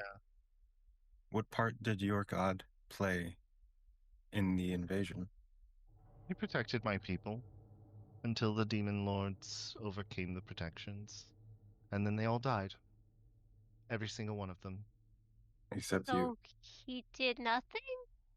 No, for a very long time he was able to hold it completely at bay, and then he wasn't, and I don't know why. I presume the fact that I lived means he had a reason or a process. I still have his power. Indeed, you do. And this is why gods are challenging. They do things mysteriously, and it makes sense to them, and no one else can see the big picture. We just hope it makes sense down the road. Well, all I can tell you is what I've experienced. I was in the Holy City the day the Veil tore, and I saw the first in the fray were the avatars of the very gods we worshipped. So, given the choice between creating something brand new or something that I know for a fact would take the fight to the demons, seems a bit of a clear-cut choice there. Or were the gods perfect? Probably not. If they were, this probably wouldn't have happened. You're right. If I'm being very honest, I don't like the ideas of the gods returning because I'm not sure that things touched by darkness like myself will have a place in their world. And I'm pretty sure that something that stands for light is not going to let me exist. Theo kind of looks to Seraphine, and he goes, I mean, if the gods can accept someone like her, I mean, that's fair. If they can accept that, they can accept anything. just And saying. I'm sure the Dark Father will protect you. The who? In this moment, you and Seraphine just lock eyes.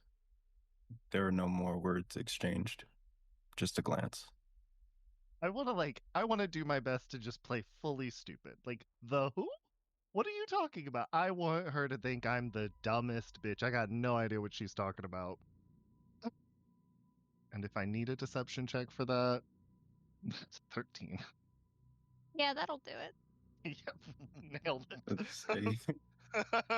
it's a nat 20 insight check. Oh, okay, yeah. No. I am playing dumb. I went the who? And she saw right through me. Also, Do you are we? Oh, go ahead. do you really think bringing back a god will fix things? Will it help things? I believe that it is a start to fixing things. Think of the gods as a very powerful weapon that we can use to defeat the demon lords and take back what we've lost. All right. I mean, I guess if it's Theo's life we in theory have to use to do that, it's kind of up to him. In theory, with the whole you may or may not die thing. I mean, I'm honestly no different. This is true. This is true. But it's not, but Eddie looks back to Seraphine. Obviously, this is all predicated on us. Not predicated, that's definitely not a word Theo would use. This is all No. assuming that Show us he your has a -1 to intelligence. Show us your doctorate, Theo. He's hiding divinity from you. What else is he hiding? Clearly he knows that word for sure. This is all assuming we're able to find these relics or more fragments of divinity. I mean, I have a pretty good idea where mine came from, but that doesn't mean I know how to use it. It might take some time for you to master tapping into that, but I can show you. Okay. Still haven't completely made up my mind about you, but then again, and he looks to Isolde and Brick, kind of still making up my minds about you two as well. To be fair, she's a saint. You should probably trust her more than you should me. I don't know how many times I have to repeat this, but I am not a holy man. I mean, you clearly are. Did you not see the light coming out of your belly button? There is a big difference between someone who devotes their life to that light and somebody who just happens to be carrying it around. And given how it came about, I don't think it makes a difference whether I'm not saying I don't have faith or anything. I just put my faith in myself and those I choose to call comrades. What if perhaps... No, I'm getting ahead of myself. what is the path you would set us on? Seraphine, if we are to do this, what's next for us? What happens now? I think that the objects left behind by the gods are compasses that will point the way toward either more deposited magic from these same gods or the gods themselves if they are still hiding amongst us.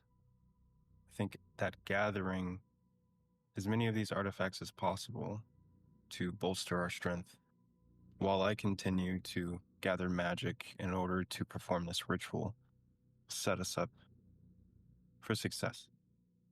Orvian alone is not enough. If we can gather other gods to our retinue, then perhaps we can actually make some change. I just wish we were maybe starting with a less extreme or intimidating god. But I don't know. Considering that sword that we've encountered is connected to Orvian, I have a feeling somebody in our group is definitely going to want to focus on that. Light Drinker is tied to you directly. Given a day or two, I believe I can get you to a point where you can point the way to that sword. is he gonna glow every time we do it? No. Good, That that would could be be problematic for my other abilities. That would have been very inconvenient. Yeah. And so we bring Light Drinker back here. We drop it off and we just leave it with you, trusting that you'll take care of it. I think it would be safer in your hands. It should protect your group as you No. journey. I feel like that's gonna put a target on our back and get one of us killed.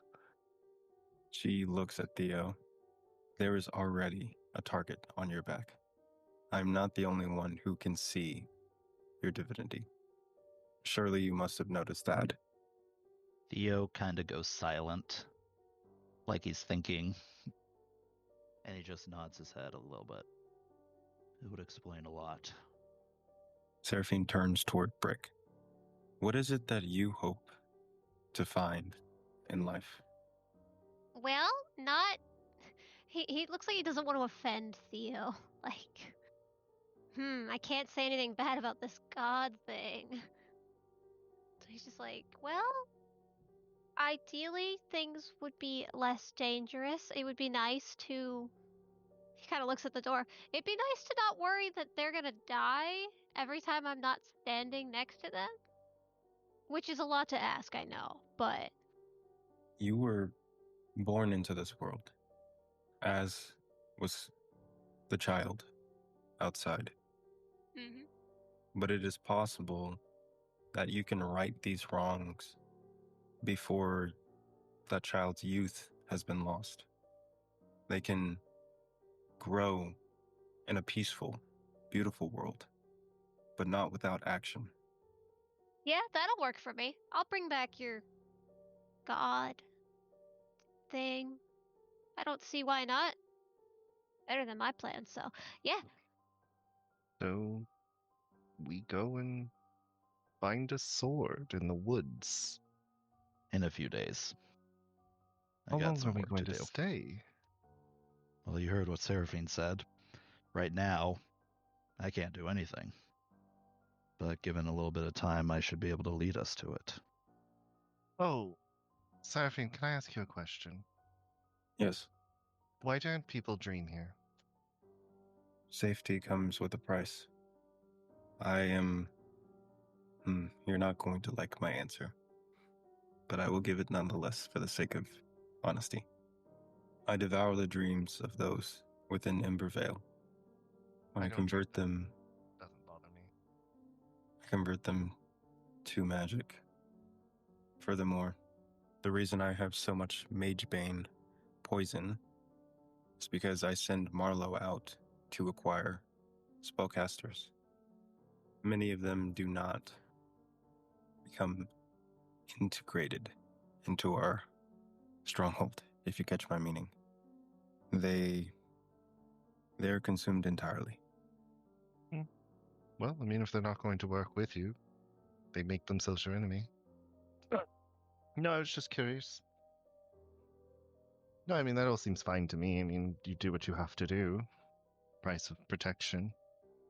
Wait, I look at the other two. Do they seem to be upset by this? Rick seems unconcerned with the thought of Seraphine eating spellcasters and also dreams. Like, he is like, yup, that makes sense. That's fine. Every place has got a price. This is that one. Honestly, Theo's expression has changed very little from the beginning. The most change was with the whole spark of divinity thing.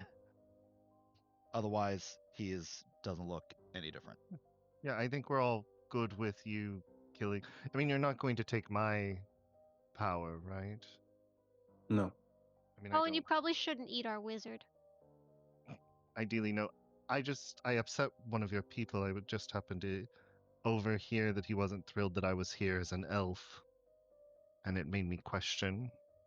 Yes, Marlowe is very aware of my methods.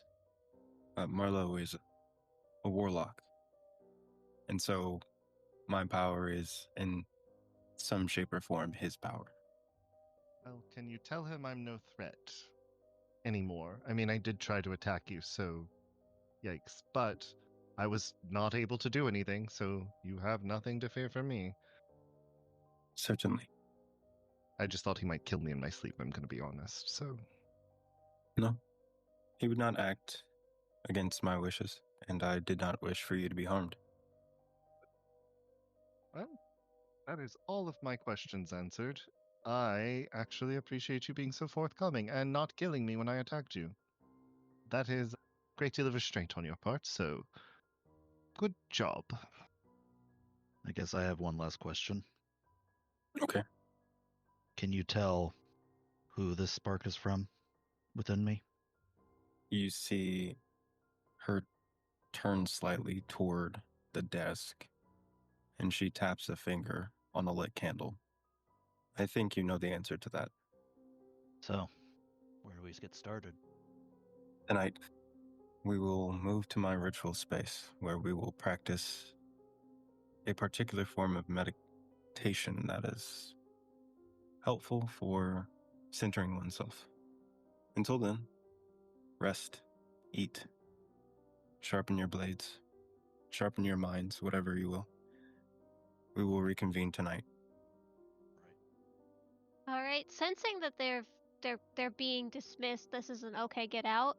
Brick's gonna walk towards the door like, are we good if I open this? And then he's just gonna open it. Yeah, Isolde will follow you to the door. I think we're being politely told like that's enough. Yeah. We can head out now. We have had a million questions answered. We really put her through her paces, if you will. Honestly, she deserves an award for not stabbing. At least me, but kind of all of us. Yeah, a little bit. Oh. So we will head out.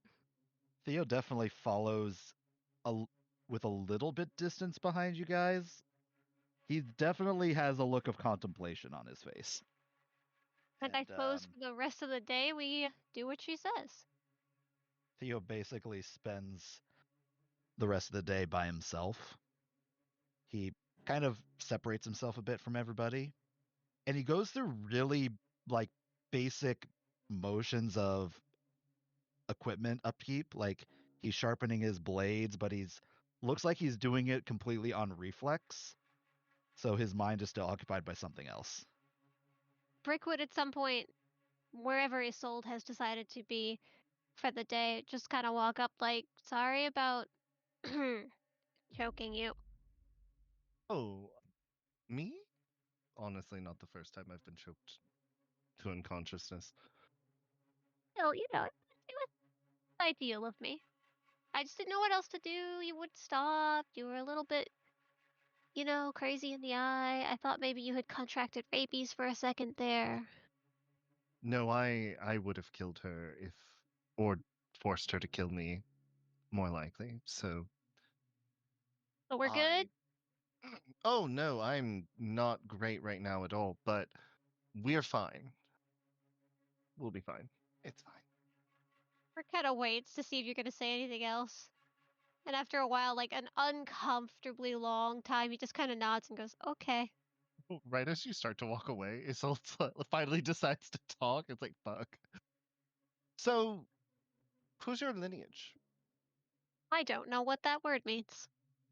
Well, she brought something out in you. The eyes, the scaly skin. I've seen things like that before. They're actually probably, in all of the world, I'm probably the person who knows the most about them. I was just curious where you got that unique fluke of birth. Who would say? You get the sense this is one topic Brick's not going to discuss with you. They're not going to force it. If you don't have anything else to say, they'll go back to their silence.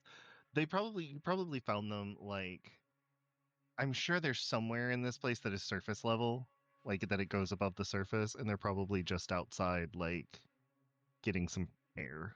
But if you have nothing else to say, they'll go back to staring off into the empty city. All right, that's that. Nailed it. Go team.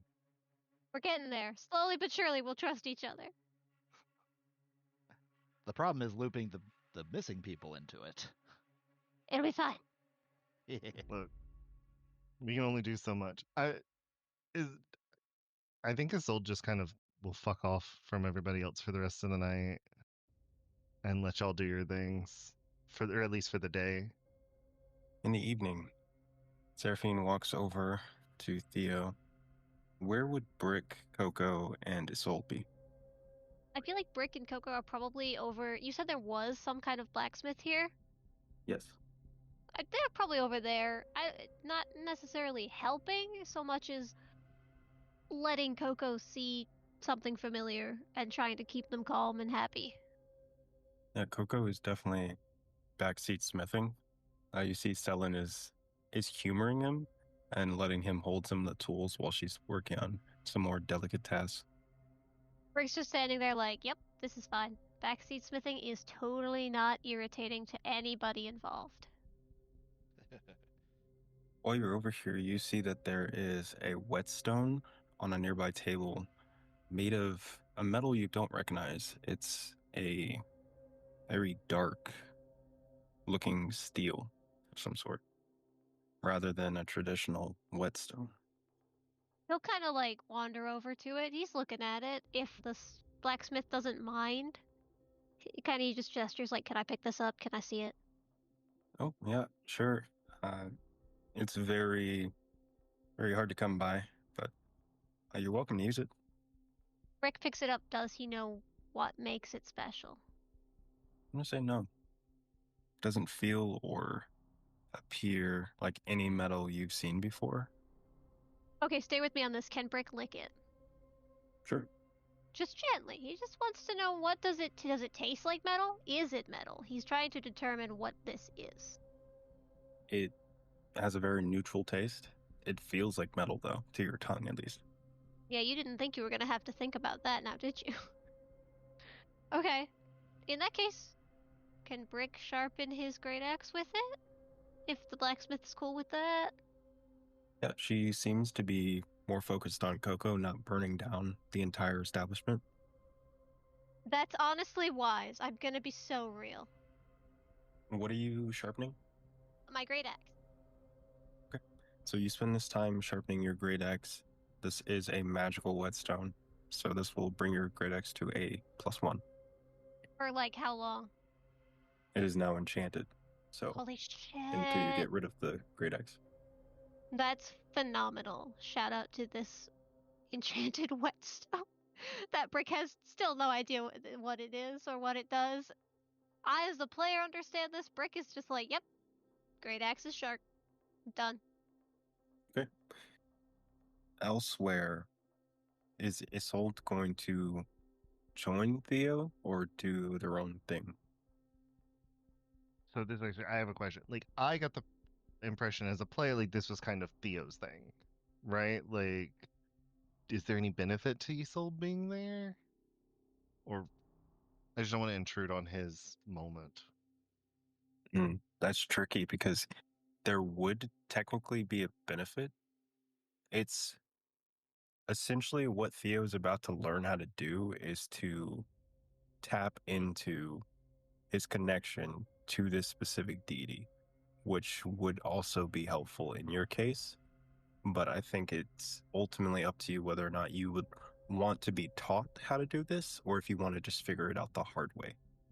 Because it was vaguely described by Seraphine, but I don't know if you would necessarily accept help in something like this when so far you've kind of just figured out your powers by yourself.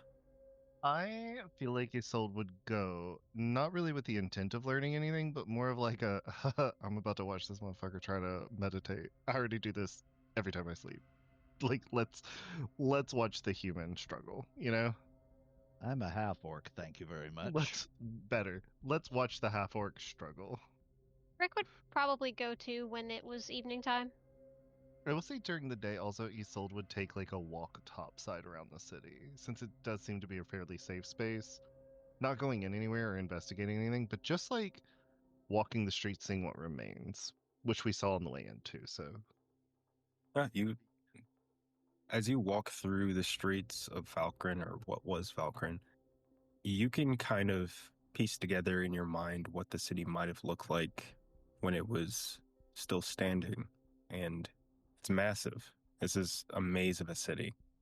You are centrally located in the city, but as you walk in any one direction closer to the perimeter of the city, you can kind of see creatures way out in the distance occasionally approach the outskirts of the city before turning and sprinting off back into the brush.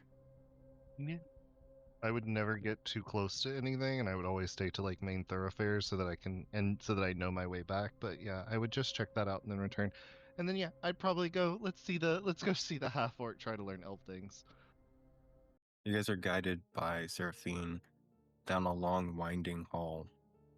For the first time, there are no candles watching you. This takes you deeper, even further beneath the city, into a relatively modest circular chamber with small carpets around an urn in the center of the room. The only light in here right now is a lantern being carried by Seraphine, and she places it down in the middle of the room next to this urn and then sits down on one of these small carpets. How many small carpets are there? There are 4 in total. Rick will sit on one. Isolde will take a carpet. I guess Theo does too. Okay. I would ask that each of you relax, close your eyes, and breathe deeply before we begin. Theo makes an earnest attempt at that, kind of focusing more on, when he closes his eyes, he focuses more on what he can hear versus what he can see. Rick, are you participating in this meditation? Participate, not necessarily because he thinks he's gonna get anything out of it, but he's like, yeah, seems polite. Why not? What of Isolde? Oh yeah, Isolde's gonna participate. Paul's out here gonna show us all how to meditate like a pro. Yeah. Worst case, I get a long rest out of it. The lantern begins to die down in this room, and you are all left in darkness and in silence, aside from your breathing, which is slow, controlled, rhythmic. You're kneeling in silence, not because you were told to, but because the moment demands it. And then there is a dim light that emerges here as your eyes are all shut. Around you, the air does not stir, but it feels heavy, full, like the breath of the world is being held. You can feel your heart beating through the stillness, uncertain but ready. The longer you sit, the louder every sound becomes. The soft rasp of breath, the creak of old stones, the distant groan of a world in mourning. Then, after about half an hour of this, something shifts. Not a voice, but a presence. Not warmth, but gravity. The weight of being seen, truly seen. You feel your pulses slow. You feel all of your fears soften. And then you feel two different things. Theo, you feel the spark. It lives behind your ribs, beneath your skin, somewhere just out of reach. A flicker of something not yours, yet bound to you. Not a memory, not a gift, a link. A line that stretches beyond sight and thought and time to something watching, waiting, listening.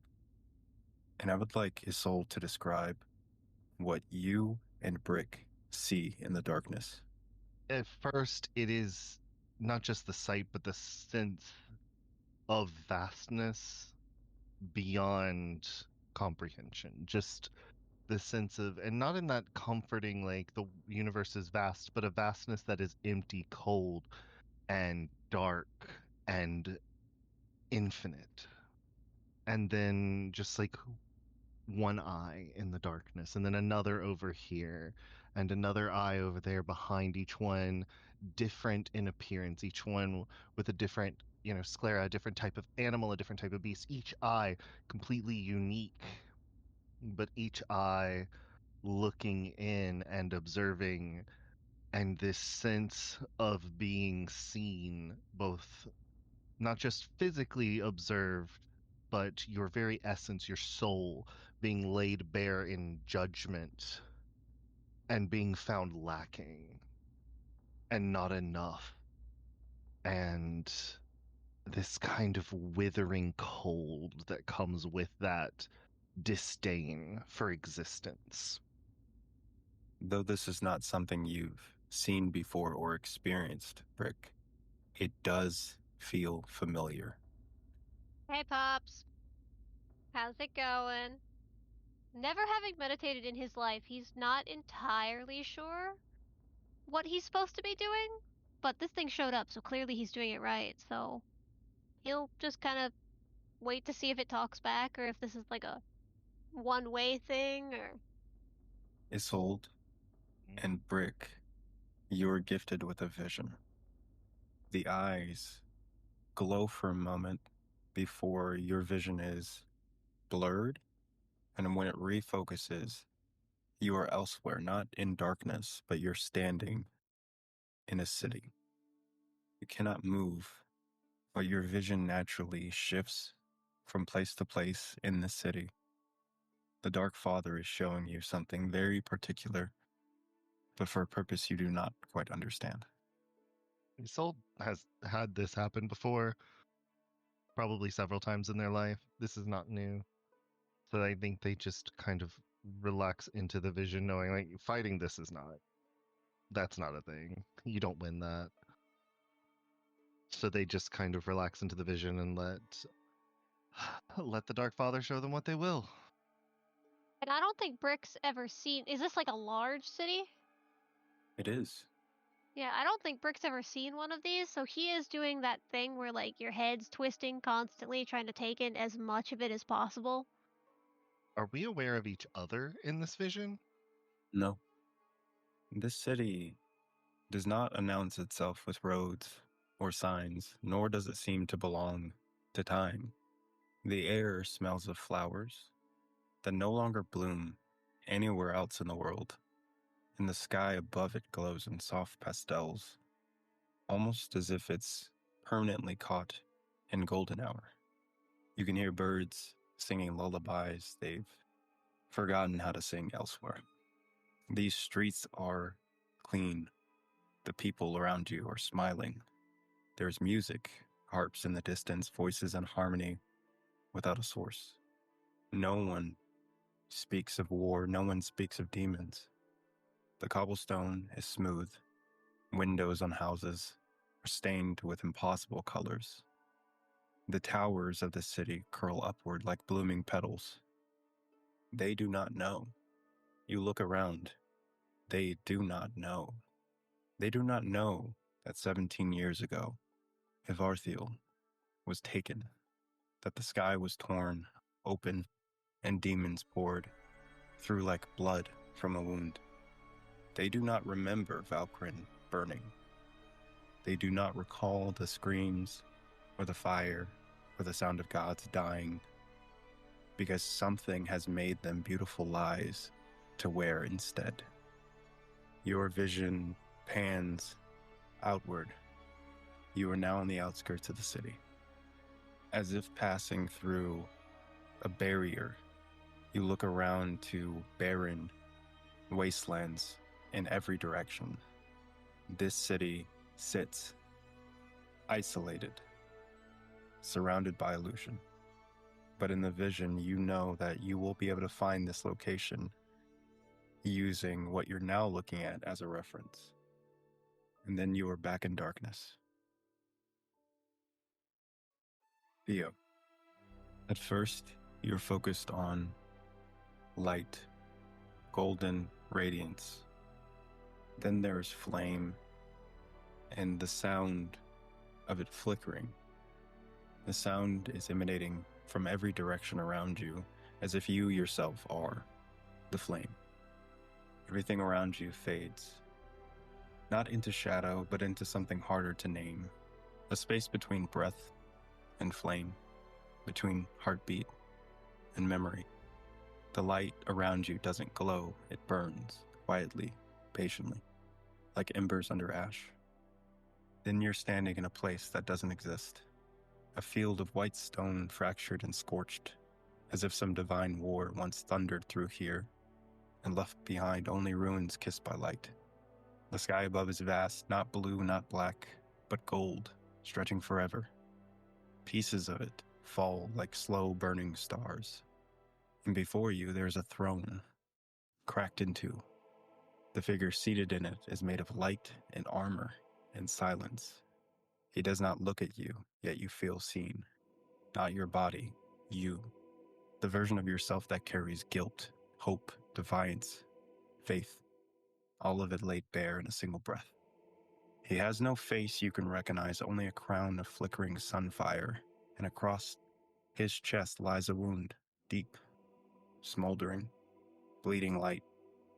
You realize he is not whole, not awake, but something in him stirs just barely in your presence. The sword, light drinker, lies shattered beside the throne. Yet even in pieces it hums with authority, with hunger. It remembers the way it once cut through darkness. And then you hear his voice. He speaks.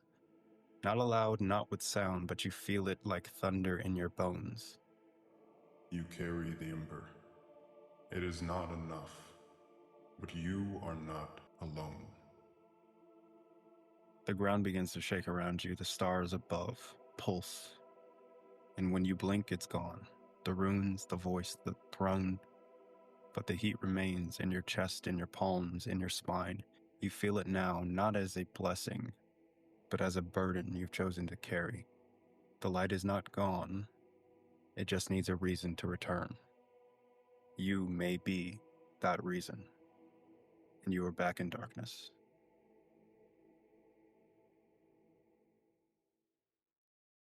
There is a period of about 5 minutes where there is utter silence in this chamber before you each hear Seraphine clear her throat. It would seem each of you got what you came here for. Is everyone okay? I feel like me and Brick have to like wipe the blood from like our ears and our nose a little bit after interacting with the Dark Father. But There's definitely blood leaking from multiple orifices, but more immediately, you can see that in the dim light, some of the shadows moving in this room are doing so of their own accord. For the first time since you've met him, Brick looks like genuinely freaked out. He is confused, he is frightened. He does not understand what he saw, but he does not like it. well, what did you all see? You seem very shaken up, and I'm sure Mr. God person and had a great vision. Theo's kind of, when he opened his eyes, he's kind of kept them a bit half shut, and he's definitely not making eye contact with anybody. He's kind of just sitting there in a bit of silence, remembering things. I Take think all I the saw time you where need. people go where they die. Like, after you die, I think I saw what happens next. Oh, You saw the afterlife. Maybe? It's really weird. Could you describe it? Sure. So, it's really big. Like, big. And there's buildings that are way too tall. Should not be that tall. I'm pretty sure that they can't be that tall, actually. And then everybody is not worried. And that's not like they're like everything is cool and everything is fine and nope, something's wrong there. I don't know. Maybe it was hell. Maybe that's where you go if you're bad when you die. I don't know. And like there was no demons, there was no nothing. I don't know what it was. It's like in a big bubble and like surrounded by wastes. it's like yeah, where the gods stick all the people after they die. And you saw the eyes. Yeah. Interesting. A city in a bubble. Bubble. And inside the bubble, it looks like everything's cool. It's real freaky. But outside the city, what did you see? Wastes. Endless wastes, right? Kind of nods like, yeah. Uh, not sure what that means either. Orvian's light, you've done it. What you're describing sounds like a fantastical illusion. Something only one being could be capable of. I think you've seen evidence of Ashara, the goddess of beauty, illusion, transformation. Interesting. Yeah, just real quick, how many gods and goddesses are there? Because I thought we were talking about Orvian, and now you're saying there's somebody else. Well, it is out of my control what you were seeing during meditation. But it would seem that you have a connection to a very particular deity that wanted you to see exactly what Isolde saw. To answer your question, there are 11. That's way too many. Okay. Does the Dark Father have a relic, an item in this world? If he does, I do not have knowledge of it. But I tend to stay away from that subject because the Dark Father is known to take something in exchange for knowledge. Yes, he usually just drives people mad. You can see I'm very well adjusted. I want to go see that city. I need to go see that city. Well, perhaps Marlowe has seen something similar. We will investigate. I will get you a location. And Brick, for the record, those eyes. Those were the Dark Father. Rick kind of pulls off one of his gloves and looks at his hand real quick. He puts it back on. Well, that's new. What? Never mind. No. You can say it's okay. Isolde, have you ever had a body part remade by the Dark Father? No, I can't say that I've ever had remade body parts. But neat to see his other gifts. Brick, do you know how to use the Dark Father's gifts, or is it purely aesthetic? He Perhaps. casually pulls out the hand that he picked up this morning. Like, does this count? Is this a gift? He's like petting it, kind of like absent-mindedly. Is that your original hand? It is certainly a hand that was attached to me. I see. How often does this happen? Oh, pretty much every day. I buy that Fascinating. hand from you. Sure. I want to run an experiment. What are you gonna do to my hand? I'm going to see if I can isolate and pull the nature of your blood from your remains. I love how that sounds. He's gonna keep the hand for right now. This doesn't count as like using a gift. This just happens, or Well, I would imagine that there is some purpose to the hand that you have attached to your body. Quite frankly, I don't know what that purpose might be. I mean, it works like my hand. I grew up around the Dark Father. Would I know that purpose? Like, could I roll something to know what purpose that might actually be? No, I don't think you would need to roll. You've seen others that have been given gifts similar to this.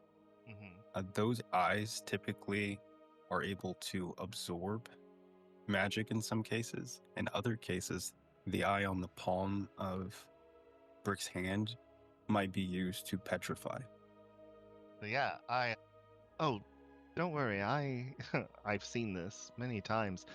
The eye can either petrify if channeled properly or end magic. Nullify it, if you will. Okay. I mean, yeah, I just kind of always have been able to do it, so I don't know that I could do that necessarily. I could certainly try if you'd like. I'd be curious to see the outcome of that experiment. I mean, I guess you can have this hand if you want. It'll be gone tomorrow, and I'll pass the extra one over. But will the eye be gone tomorrow? The eye that's on my current hand? Not sure. Maybe, but also potentially not. I take your hand and like stash it away in my robes. It's wiggling. Fine.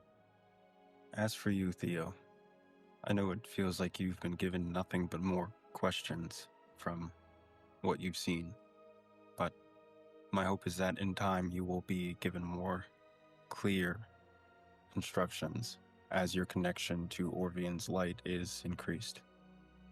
Yeah. The last thing I need in my life is complications. So how long do you think it'll take me? Well, from the looks of it, one more session like this tomorrow and you will be ready. And you see that there is a very thin aura around your entire body of golden light that is only visible for a few moments before it fades. You are under the effects of Bless for until the next long rest. Theo kind of acknowledges the warmth that he feels, but he grimaces a bit at it, just thinking about, why this is happening. I think I need some fresh air. Real quick before you leave, maybe just for the purposes of not having to spend another eternity explaining what just happened, maybe we just keep this to ourselves for right now. You don't need to tell anybody about the eyes or the hands or whatever the hell you saw. Wasn't planning on telling anybody. I think My these burden things to can bear, after all. maybe we'd let them come up in their own natural course. I think you're both right. Makes sense to me.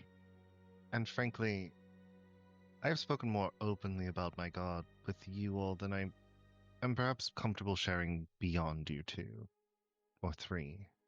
So maybe we don't mention the Dark Father all willy-nilly either. Listen, I'm happy to not mention him. Don't worry. Got this covered. I have questions for you, but I'll let you answer them in your own time. And yeah, I guess unless she wants anything else, we'd head out. If you have any further questions, I'll be here. I think I'm going to do a ritual of my own, if you will. But when I have an update on our next steps, I will come find you. Well, we'll be leaving the day after tomorrow, correct? You'll be ready to go, and we can track this sword with like a magical compass. You think? Yes. I think that is definitely possible.